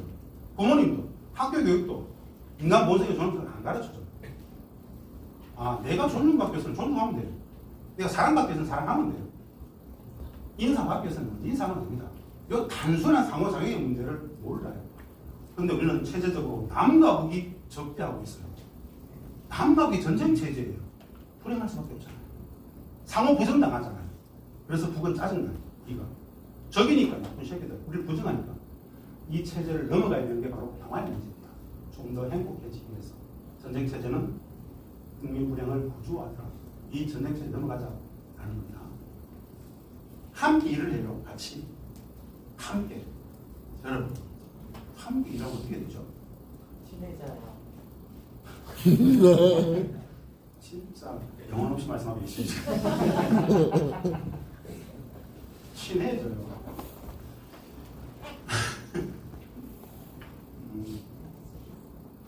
5만 5천 명의 북청 노동자들과 많을 땐 남측 주재원이 3천 명 정도, 적을 땐 1,000여 명. 14년간 개성을 살았던 남측 주재원 연인은 한 10,000명 정도 됩니다. 그 10,000명 누군가는 1, 2년씩, 짧게는 6개월씩, 길게는 14년을 있었던 남측 주재원들은 개성 공간을 어떻게 생각할 거예요? 다들 그냥 이렇게 생각합니다. 다시 돌아가고 싶어요. 거의 10중 8구 99%가 대부분 다시 가고 싶다고 얘기합니다. 왜 그럴까요? 평화로웠던 일상이니까요. 네? 평화로웠던 일상이니까요. 저 평화로운 일상 참 그거 진짜 간단치 않은데요. 너무너무 가고 싶합니다. 정부와 사람 다시 확인받고 싶어 하죠. 전에 개성에 이렇게 남천 본사에서 지사에 인사 발령을 내면요. 다들 가기 싫어하거든요. 근데 방금 봐야 되는데 개성 가서 지내다가 남측 오면 서울에 나와가지고 친구들 만나죠. 오랜만에 만나면 야, 너 막 개성 갔다며. 북서가 들었어. 어떻든 이렇게 묻죠. 술을 한잔 하게 됩니다. 한 2-3달 있어 개성 있다가 다시 나와가지고 친구들 만납니다. 무슨 이야기 하기 시작하면 그때부터 친구들만이 계속 토닥토닥 싸워요. 싸웁니다. 다 싸웁니다. 뭐 남측 주전들 누구나 똑같이 겪는 이야기입니다. 3번째 만났을 때는 대판 싸웁니다. 야, 이 새끼야, 내가 겪은 얘기를 하는데 이 새끼야, 니는 와. 이거는 북측까지만 개성까지만 완전히 돌았다면서. 미친놈 아니야. 이거 위험해, 이 새끼야. 의가 상해요. 화해할 수 없어, 이거는 도무지. 이 친구는 진짜 친구를 사랑하잖아요. 친구 모든 상식을 다 총동원 해서 너 미친놈이 그러면 안 돼, 임마. 너 진짜 싸워요. 속상할 정도로 싸워요. 네 번째는 안 보고 안 만나요. 개성공단 주재원들은 남측에 내려와서도 개성공단 사람들끼리만 술 먹어요. 편안하거든요. 그냥 자기 일상을 공유해도 다 이해가 되거든요. 분단체제는 말입니다. 개성에 있었던 남측 주재원이 남측에 내려와서 자기 아내, 자기 남편, 자기 부모님한테 그 이야기를 하면 믿을까요? 전혀 안 믿습니다. 그리고 가지 말아야 돼요. 여기 이상해. 아니, 이상해. 가면 안 된다. 돈보다도 막 불안해 죽겠다고. 이거는요, 여러분, 제가 어떤 이야기를 해도 안 돼요. 겪어가야 돼요. 겪어가야 돼요. 인간의 관념이라는 것은, 인식이라는 것은 아주 진짜 나약해요. 분단 체제가 호락호락하지 않단 말입니다. 분단 구조가, 분단 문화가 이 고도화된 70년 체제가, 구조가, 문화가 된 분단이 진짜 간단치 않아요. 호락호락하지 않아요.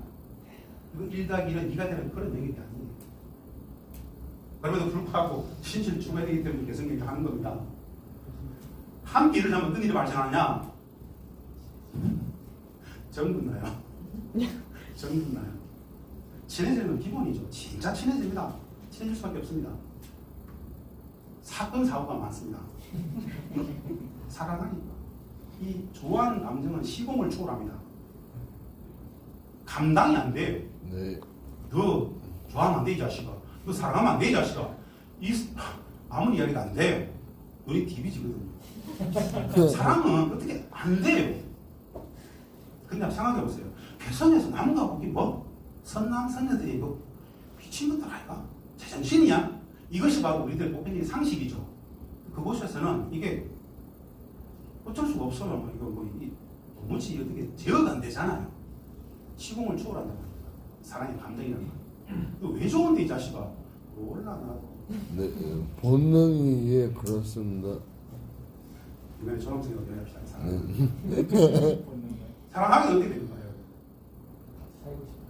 맞아요. 헤어지기 싫어요. 사고가 나요. 탈북시키려고 해요. 그런 일들이 있어요. 슬픈 사람들이 많아요.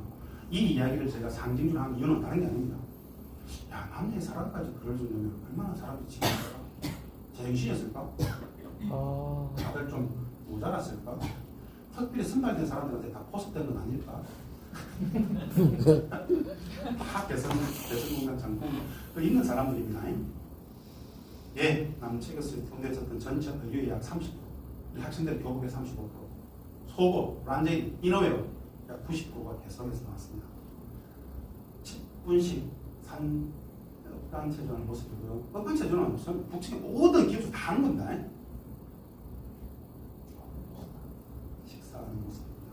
자, 함께 했던 시간들 정 나누고, 우리는 점심때 시간이 10분 나면 점심때 20, 30분 시간 나면 뭐합니까? 자야 되잖아요. 얘들 왜 이러죠?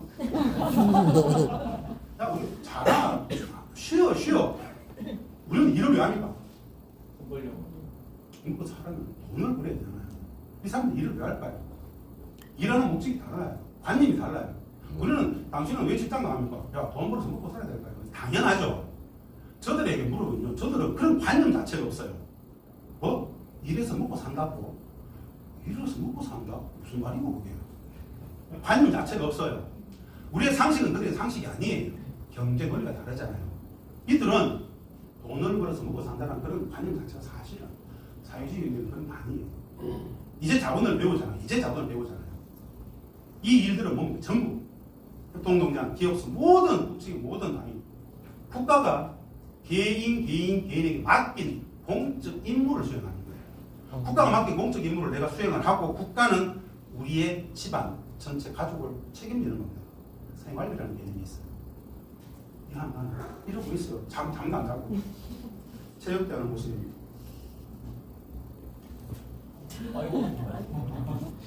봉상이 진짜 좋아하거든요. 수요일날, 토요일날 툭 쳐가지고 같이. 여러분 족구 왜 합니까? 얘기가 북측에서 뭔 얘기를 합니까? 뭘 낼까요? 뺨 때리기 합니까?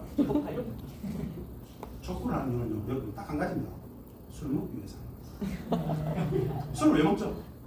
친해지려고 술 먹고 친해지려고 재밌게 놀려고 술 먹고 족구 하죠. 지금 족구를 안 하더라고요. 많이 가르쳤어요. 함께 14년입니다. 14년 이 생활 늘 협상하고 늘 했던 집안들 특별한 이야기가 아닙니다. 그냥 우연한 기회에 그렇게 사람들이 만났던 그 이야기입니다. 함께했던 남북이 대선에서 함께했던 시간들인데요. 함께 송년회하고 함께했던 여러분 이 사진들 속에서 이 많은 사진들 속에서 평화를 느낍니까? 네. 경제를 느껴요. 경제. 네. 북측 노동자 2015년 기준으로 남측에 외국인 노동자 1명을 쓸 수 있으면 개성에서는 북측 노동자 15명을 쓸 수 있었습니다. 15명. 외국인 노동자 1명을 쓸 수 있는 비용이면 15명을 썼어요. 우리 기업들은 돈을 얼마나 벌었을까요? 어마어마하게. 아, 벌었구나. 많이 벌었구나. 이렇게 북측의 타가수, 개성난 타가수가 되는 모습입니다. 평화적 가치, 경제적 가치, 안보적 가치 통일 참 많습니다. 제가 이제 마지막 얘기를 경제는 이야기할 게 없습니다. 도무지 이런 공단은 없어요. 전 세계에서 이런 공단은 없습니다. 압도적 공단이에요. 네. 법 제도가 그래요. 법 제도가. 네. 더 이상 말할 것이 없어요. 개성 공단보다 더 좋은 공단이 있을 수가 없어요. 어차피 북에 대한 특혜였다라는 거. 이런 많은 것들 때문에 이런 공단이 10개가 된다. 어떻게 생각하세요? 그냥 평화회담이 바로 진행이 되고. 누가 닫았죠 이거? 맞네요. 맞아요. 2016년 2월 11일 전에 대통령이 그거 닫으세요. 그 수명했던 통일부 장관이 전 기업체들 그날 설 연휴 마지막 날이었습니다. 설 연휴 마지막 날 새벽에 비상연합회에서 오후 2시에 모아놓고 오후 2시에 딱 모였을 때 개성공단 전면 인간을 좀 그렇게 정했습니다. 따라주십시오. 끝. 설 연휴 새로 나왔다가 아무도 못 들었어요. 왜 닫은 거예요? 이 차량들은 대표들은 다 나와 있었잖아요. 설 연휴 기간 동안 대성에서 공장에 당직 있었던 사람들이 다음날 바리바리 싸서 나오는데요. 왜 닫았냐면요. 박근혜 대통령이 아무 말도 안 해요. 왜 닫았는지. 가서 한번 물어보고 싶어요. 최초부터 개성공단 반대했던 설이 있어요. 최초부터. 애국 마흔은 이런 이야기랍니다. 독일 통일의 주역이죠. 쭉 한번 읽어보세요. 윌리엄 수상이 건강정책을 만들었던 애국 마흔은 개성공단을 2004년 5년도 이렇게 평가했어요. 어마어마한 공단이죠. 우리는 뭐 이런 개성공단은 우리 국민들은 모른다라고. 근데 아무 이야기 안 하잖아요. 안 하니까 모르죠. 남측의 도라산 전망대에서 바라보는 개성공단의 모습, 개성시의 모습, 송악산, 줄기, 진봉산의 모습입니다. 여러분 마지막 이야기를 드리겠습니다. 개성을 해봤어요. 14년간. 경제적 관점에서 북측이 들으면 굉장히 싫어하겠죠. 우리는 경제적 관점이 중요하잖아요. 자본주의니까. 돈이 중요하잖아요.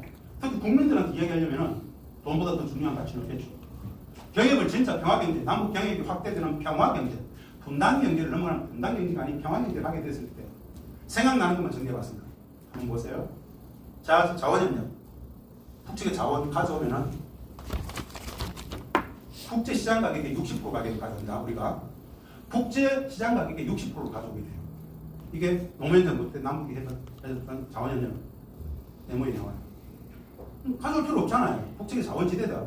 클러스터를 만들면 되잖아요. 그리고 이윤을 나누면 되겠죠. 그러면 청난 가치가 있겠죠. 두 번째, 북측의 경제 특구 건설. 개성공단 같은 것을 10개, 20개, 30개 만든다. 생각해 보세요. 남북이 만들어. 남측의 기업도 들어가. 외국 기업들도 들어올 수 있겠죠. 그것을 우리가 운영한다. 그 경제적 부가가치. 북측의 철도, 도로, 항만, 국가의 소식 건설 시장 경우 어느 정도일까요? 북측 80%가 산업 지역이에요. 나라를 새로 건설하는 문제입니다. 2014년도에 중국 회사하고 북측하고 이걸 결정했어요. 친이주, 평양, 개성, 고속철도하고 도로를 같이 놓는 거예요. 같이. 한쪽에 고속철도, 한쪽에 고속도로 10년간 240억 US 달러, 240억 달러를 중국이 투자해서 짓고 북측의 광산개발권을 3개의 광산개발권을 100년간인지 뭐 저걸로 대모이치기로 했습니다. 북한의 철도 3,700억, 러시아가 현대 왔는데 2014년 대모이치기로 했어요. 10년간 250억 US 달러 투자한다. 저 돈은 북측의 자원개발식으로 갖고 온다. 3번 기억나시죠? 4번 북측의 전력, 통신, 발전 설비 등 국가의 소식을 시작이고 이것도 엄청나죠. 북측이 도시건설, 정비주택은 현대화사 지금 북측이 한창 하고 있습니다. 엄청나고 있죠. 대륙과 해양의 해경경제, 물류 이건 뭐 엄청나죠. 우리는 부산, 목포, 여수에서 막 대륙으로 가는 생각을 하죠. 사실은 유럽에서 중앙아시아, 중동, 저 중국, 태평양 관문 이쪽으로 몰려오겠죠. 우리가 100명이 가면 그것들은 수만 명이 오지 않겠습니까? 수백 개의 나라들인데 그 태평양 관문의 상징 그리고 설악산, 금강산, 백두산, 한라산, 비행전 등 국제 평화 환경의 이미지 마치 많은 것들. 이 폭발성은 어느 정도 될까요? 여러분 여기에서 말입니다. 7번, 6번, 5번, 4번, 3번, 2번, 1번 이거 제가 그냥 생각나서 적은 게 아니에요. 이거 어마어마한 시너지 효과가 있습니다. 남과 북이 하기로 했었던 약속했었던 MOU를 체결했던 협약을 맺었던 사업들이에요. 14선언 때. 이거 전체 계약금이 얼마였을까요? 이거 다 하는 계약금이 얼마였을까요? 몇백 주? 몇천? 계약금 계약. 5억 달러가 계약금이었어요. 네. 이거 다 하는데 대한민국이 국가적 독점권을 가지고 우리가 주도해서 전 세계 클러스터 컴포좀 같이 해가지고 계약금이 5억 달러였어요. 여러분 그 5억 달러는 어느 정도의 가치를 가질 수 있었을까요? 상상이 안 되죠. 그런데 분단체제는 어떻게 했을까요? 그 5억 달러를 쳐버렸어요. 대북 송금 특검. 현대아산의 정몽원 회장은 자살했어요. 국민의 정부의 두 북중원장은 구속됐어요. 우리가 이 7가지 어마어마한 100년, 200년 프로젝트를 했거든요. 이 계약금 5억 달러를 현물 1억 5천만 달러, 현금 3억 5천만 달러. 현대아산 북중을 통해서 정부를 통해서 대통령 승인하에 보냈어요. 대통령이 허가한 거였어요. 그런데 분단체제는 어떻게 했습니까? 그걸 처벌했어요. 무슨 짓을 한 거죠? 아직도 우리 국민들의 뇌리 속에 5억 달러는 대북 퍼주기의 상징으로 5억 달러가 기록되어 있어요. 퍼주기 5억 달러 현대아산 줬잖아 이 새끼들아 나쁜 새끼들아. 근데 그 5억 달러 뭐야 되죠? 계약금이요. 1번, 2번, 3번, 4번, 5번, 6번, 7번 계약금이에요. 그래놓고 경제를 이야기해요. 그러니까요. 진짜 가정스럽지 않나요? 네. 중국이 신의주 평양에서 보세요. 이거 하나에 240억 달러예요. 러시아가 광산 2개 개발식 250억 달러를 10년간 투자해요. 5억 달러 계약금 보냈는데 사람을 죽이고 그래서 자살은 뭡니까? 검찰 물려가가지고 바로 스스로 목숨 끊어버리잖아요. 분단체제가 우리 후대에게 무슨 짓을 하는 걸까요? 개성공단 남북개혁사업 했던 그 주체로서 평화경제를 생각만 하면은 용서가 되지 않아요. 진짜 안 됩니다. 무엇이 안 됩니까? 수천조 달러가 중요한 게 아니에요. 아직도 우리 국민들에게 5억 달러는 대북 퍼주기의 상징으로 각인되어 있어요. 우리 국민들의 뇌리를 완벽히 거짓으로 유린하고 있단 말입니다. 그 인간의 존엄성을 다시 말살했다는 거예요. 그 거짓을 상식으로 진실로 지금도 믿고 있잖아요. 이것이 분단 체제예요. 분단 속에서 국민 불행은 구조화될 수밖에 없다는 말씀을 드리면서 제 강의 마치겠습니다. 감사합니다.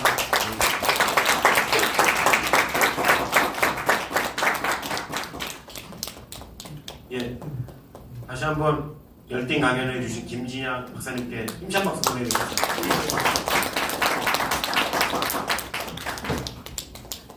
예, 잠깐 숨 돌리시고 이제 이 질의응답 시간을 가질 건데요. 많은 이야기가 궁금할 겁니다. 내가 알고 있던 기존의 생각도 너무 다르고 책으로만 봤던 내용을 직접 사진과 이야기로 들으니 과연 내가 여기서 또 어떻게 생각해야 될지 하는 그런 고민에 빠진 분들이 눈빛이 보여요. 그런 이야기는 이야기 잘 해주시고요. 질의응답 시간은 지금 시간이 3시 50분, 한 10분 정도만 진행하고 좀 쉬었다가 모든 활동을 진행할 건데 숨 좀 돌리실 때 제가 대학 다닐 때는 오래되지 않았습니다. 오래되지는 않았는데 거짓말. 체육대회 뭐 거북체전이라는 게 있었어요. 거기에 1등을 하면은 종목별로 1등 하면은 상품이 뭔지 아세요? 금강산 관광이었어요. 과별로 엄청나게 잘하는 사람들만 뽑아갖고 많이들 갔습니다. 매년 200~300명씩 금강산 갔어요. 2000년대부터. 저희가 2000년대 처음 갔고 전국에서 처음 갔을 거예요. 전국에 있는 대학 중에. 그 금강산 관광을 체전의 상품으로 한 학교도 거의 유일할 겁니다. 그러면서 그 뒤에 이제 남북관계가 좋아지면서 OT도 가고 MT도 가고 막 그랬었거든요. 뭐 이거는 에피소드긴 한데 체전하면 제일 먼저 떠오르는 게 어디죠? 체대. 한국체전. 아니요. 체육학과. 저는 체대 안 나왔거든요. 그러니까 축구, 족구, 농구, 발야구 하면 다 체대가 이기는 거예요. 첫 때 고민을 많이 했어요. 이거 체대 연합 MT가 돼버렸네. 그래서 그 다음에는 체육학과는 심판을 보는 걸로 그래서 한 20~30명 티오를 주고 다른 과가 골고루 갈 수 있게. 이처럼 제가 대학 다닐 때인데 오래되지는 않았지만 그때는 남북 관계가 좋았고 북측 사람들을 자주 만났어요. 저도 처음에 만났을 때 저 두려웠어요. 가면 어떡하지? 자꾸 말 거는데 어떡하지? 이거 잘못하면 국정원에서 다 할 텐데. 왜냐하면 그 당시만 해도 관광객 중에는 국정원 요원들이 같이 동행을 했거든요. 무슨 얘기를 어떻게 하는지. 내가 또 학교에서 가니까 교직원이 이해를 어떻게 할까 그런 고민을 했었는데 이 사업이 몇 년 지나니까 금강산을 가고자 하는 과들이 너무 많이 생겨갖고 OT도 추진했었는데 예산 때문에 못 갔습니다. 어쨌든 다시 한번 지금 이야기가 마지막 강의입니다. 피스리더 파워클래스 마지막 강의인데 질의응답 하실 분들은 좀 정리를 하셔갖고 좀 이야기를 하셨으면 좋겠고요. 그 자리에서 손들고 이야기하시면 돼요. 마이크는 따로 안 드릴게요. 작은 공간이니까. 우선 질의응답 하실 분, 유호상님. 일어나서 앉아서. 네, 국제내교육종합대학원 지구경영학과 홍익정치 사상문화 전공 석사 류호상입니다. 제가 이제 지구경영학과는 이제 인류와 지구의 건강, 행복, 평화를 위해 이제 그 사회 문제들을 저희가 찾아내가지고 대안을 제시하는 학문이거든요. 평화를 찾기 위한 그런 학문인데, 그래야 질문드립니다. 이건 뭐, 제가 느끼는 게 맞는지 여쭤보고 싶어가지고 지금 말씀을 드리는데요. 지피지기면 100점 100승이지만 싸우지 않고 이기는 것이 최선이라는 말을 옛날 고전의 말을 인용하면 느끼는 거죠. 올해 이번 강의를 느끼는 건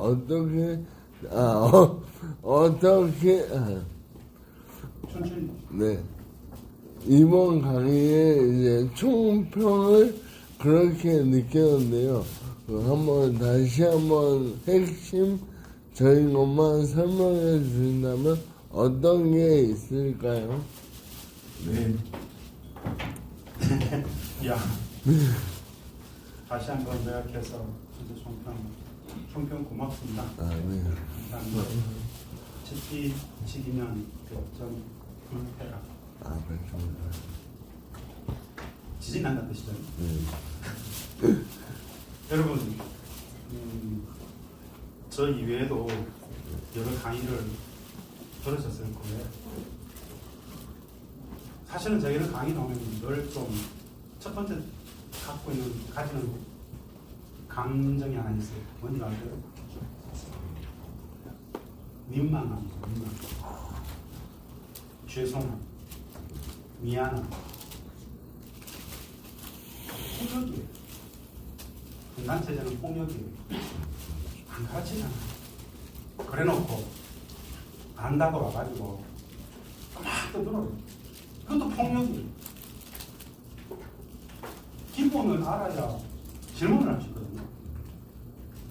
사실은 질문이 성립이 안 되는 질문이 대부분이에요. 얼마나 어처구니 없는 세상을 살고 있는지.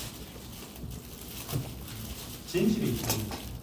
다시 말씀드리는 그 진실을 추구하는 존엄이 있는 인간으로서. 그래서 특히 학생들을 위할 때 그렇게 미안하고 민망해요. 구조적으로, 제도적으로 안 가르치잖아요.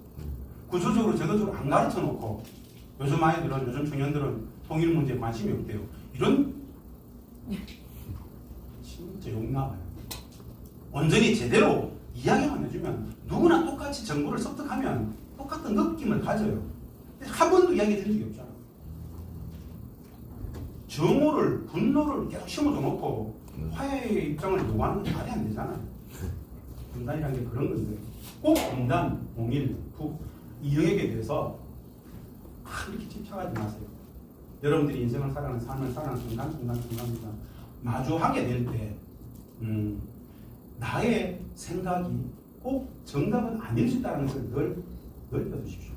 그리고 죽는 순간까지 오만하지 맙시다. 죽는 순간까지 오만하면 안 됩니다. 늘 배운다고 생각하셔야 됩니다. 절대 진리는 없습니다. 진심으로. 그런 열린 마인드이면 어떤 상황이 오더라도 수긍하고 나의 마음을 다시 열고 인식들을 계속 발전시켜 갈 수 있습니다. 이것이 존엄성을 추구하는 과정이라고 생각하기 때문에 이 계기에 평안이, 통일이, 북인이 그 인식이 높아졌다고 생각하지 마시고 내가 삶을 살아가는 한 중심축으로서 늘 고려하고 살겠다는 그 정도의 마음이면 충분하다 이런 말씀을 드리고 싶어요. 아, 네, 감사합니다. 저 갑자기 또 추가적인 질문이 생겼는데요. 끝나고 바로 하시죠. 아, 끝나고, 네. 한 분만 더 시간. 네. 제가 딱 봤을 때 김원준님이 제일 빨랐습니다. 네. 네, 안녕하세요. 한 말씀은 김원준 기자입니다. 제가 드리고 싶은 질문은 개성공단이 생기기 이전과 이후에 남북 관계가 얼마나 달라졌는지 좀 궁금해서 이 질문을 든 적입니다. 개성공단은 합의는 2000년 8월에 했는데 2019년도에 하죠. 그건 한 18년 정도 되는 시간이었어요. 그 이전과 이후 어떤 다름이 있을 것인가? 여러 지점이 있을 수 있겠죠. 북측 사람들은 개성을 통해서 남측 사람들을 참 많이 만났죠. 유일한 남측 사람들을 만나는 창이었습니다. 남측의 동포들을 직접 같이 생활해봤잖아요. 그 인식이 있겠죠.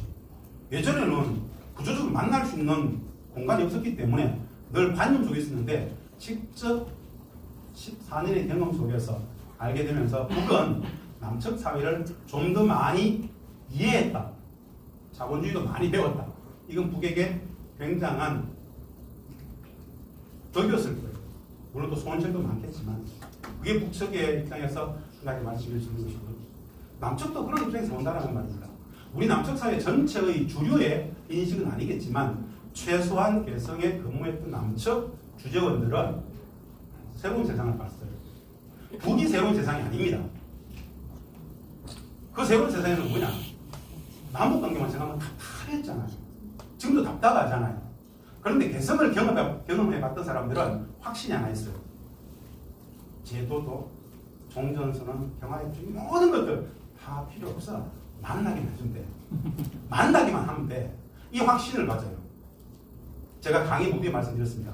6.15선언, 14선언, 4.27, 9.19 남북 정상회담에서 탑다운 방식으로 쭉 나아가는 가장 모범적인 모델이 될 수 있고 가장 빠른 방법이지만 앞으로 그런 건 없다고 보고요. 개성을 겪었던 사람들은 확신이 있다는 건 남과 북이 만나기만 해주면 알아서 한다.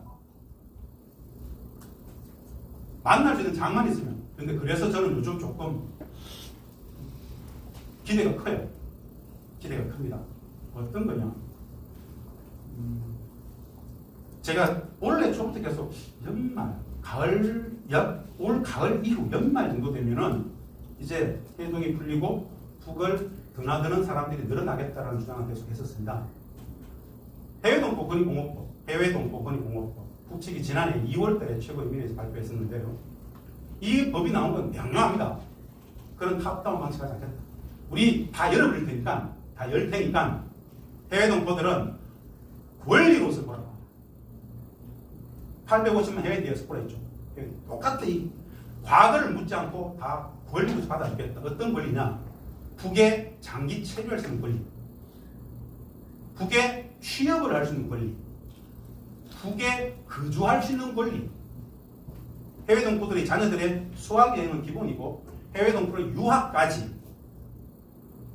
850만 해외 디아스포라가 생긴 이유 자체가 일제 식민과 분단체제 그 120년 역사 때문에 생긴 것이기 때문에 이제서라도 지금이라도 850만 해외 동포들의 그 민족적 권리를 보장하기 위해서 이것을 권리로서 보장한다. 들어오라. 이게 이제 지난해 발표했던 거고 그 시점을 코로나 팬데믹이 대충 끝나는 시점 그 시점 갔었거든요. 그래서 대충 지금 단둥이라든가 들어와 있는 외국인 북측 노동자들 대기하고 있는 데 들어가고 있죠. 그래서 러시아, 중국 이쪽을 통해서 이제 해외 동포들이 들어가게 될 겁니다. 이미 해외 동포들을 외국에서는 지금 모집을 하고 있어요. 전 세계를 띄우려고. 이들이 들어가는 그 옥문이에 외국인 관광객들이 들어가기 시작합니다. 해외 동포들도 들어가고 외국인 관광객들이 북측을 들어가기 시작하면은 그 질서가 새로운 평화의 질서를 만들 수 있을 것이다. 그 질서 속에서 남과 북이 만날 수 있는 지점들도 내릴 수 있을 것이다. 그것이 새로운 돌파가 된다. 이런 판단들을 합니다. 그래서 그것에 많은 초점을 갖고 있다. 이렇게 말씀을 드리겠습니다.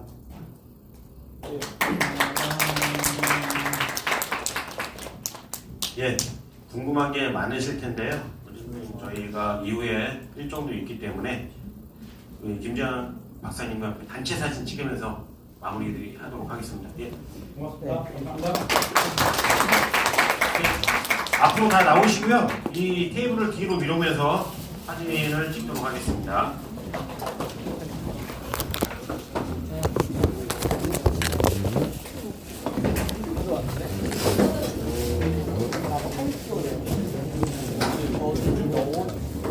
안녕하세요. 네, 잠시만요. 자, 앞에 좀 비켜주세요. 안녕하세요. 네, 안녕하세요. 아, 네, 감사합니다. 명언을. 자, 앞으로 나오세요. 자, 계속 말하지만 키 작은 사람이 앞으시는 겁니다. 예, 키 작은 사람이 앞에. 네, 키 작은 사람이 앞으시세요. 네, 앞에 쓰시고, 주민들 앞에 쓰고. 자, 키 작은 여성분들 앞에 서면 키가 조금 작으시니까. 앞에 쓰세요. 여기가 좀 이제 환경이 폭이 좁아갖고 사진이 걸릴 수가 있습니다. 이리 앞에 오세요. 앞에. 이리 오세요. 아, 이 키 민감하시구나. 뒤에 안 나오실 것 같은데. 땡겨. 이쪽으로 와요. 안 나옵니다. 그쪽에 있으면. 자, 요리 들어가요. 요리 들어가요. 예. 멘토 선생님들도 그래도 돼. 어차피.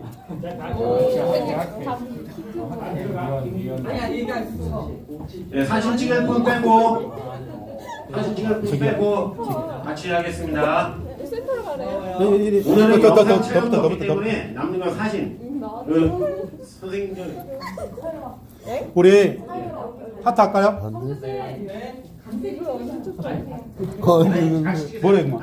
네, 손가락 어떻게 하겠습니다. 평화. 패스. 하나, 둘, 셋. 예, 잠시만요. 조금만 당겨주세요. 저 끝에. 저 끝에도 제일 좀 얼굴 나와서 안 피면 물고 계세요. 찍겠습니다, 다시. 다시 한번 하트 하면서 평화. 이거 조금만 낮춰줄 수는 없나요? 이게 왜냐면은, 예. 땡기니까 이분이 얼굴이 안 나와요. 그렇지. 우진 씨는 잡아 앉아봐도 돼. 예. 중간에는 손대, 안 끝에만 잡아. 덜면 얼굴이 안 나오니까. 거기서 조금만 내려주시겠어요? 하겠습니다. 평화. 안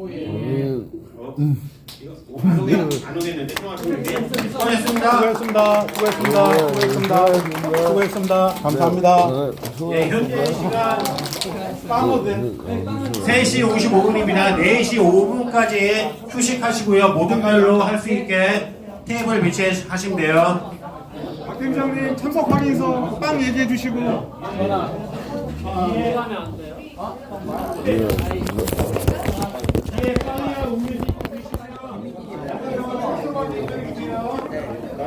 명단에 확인해 주세요. 명단 사인.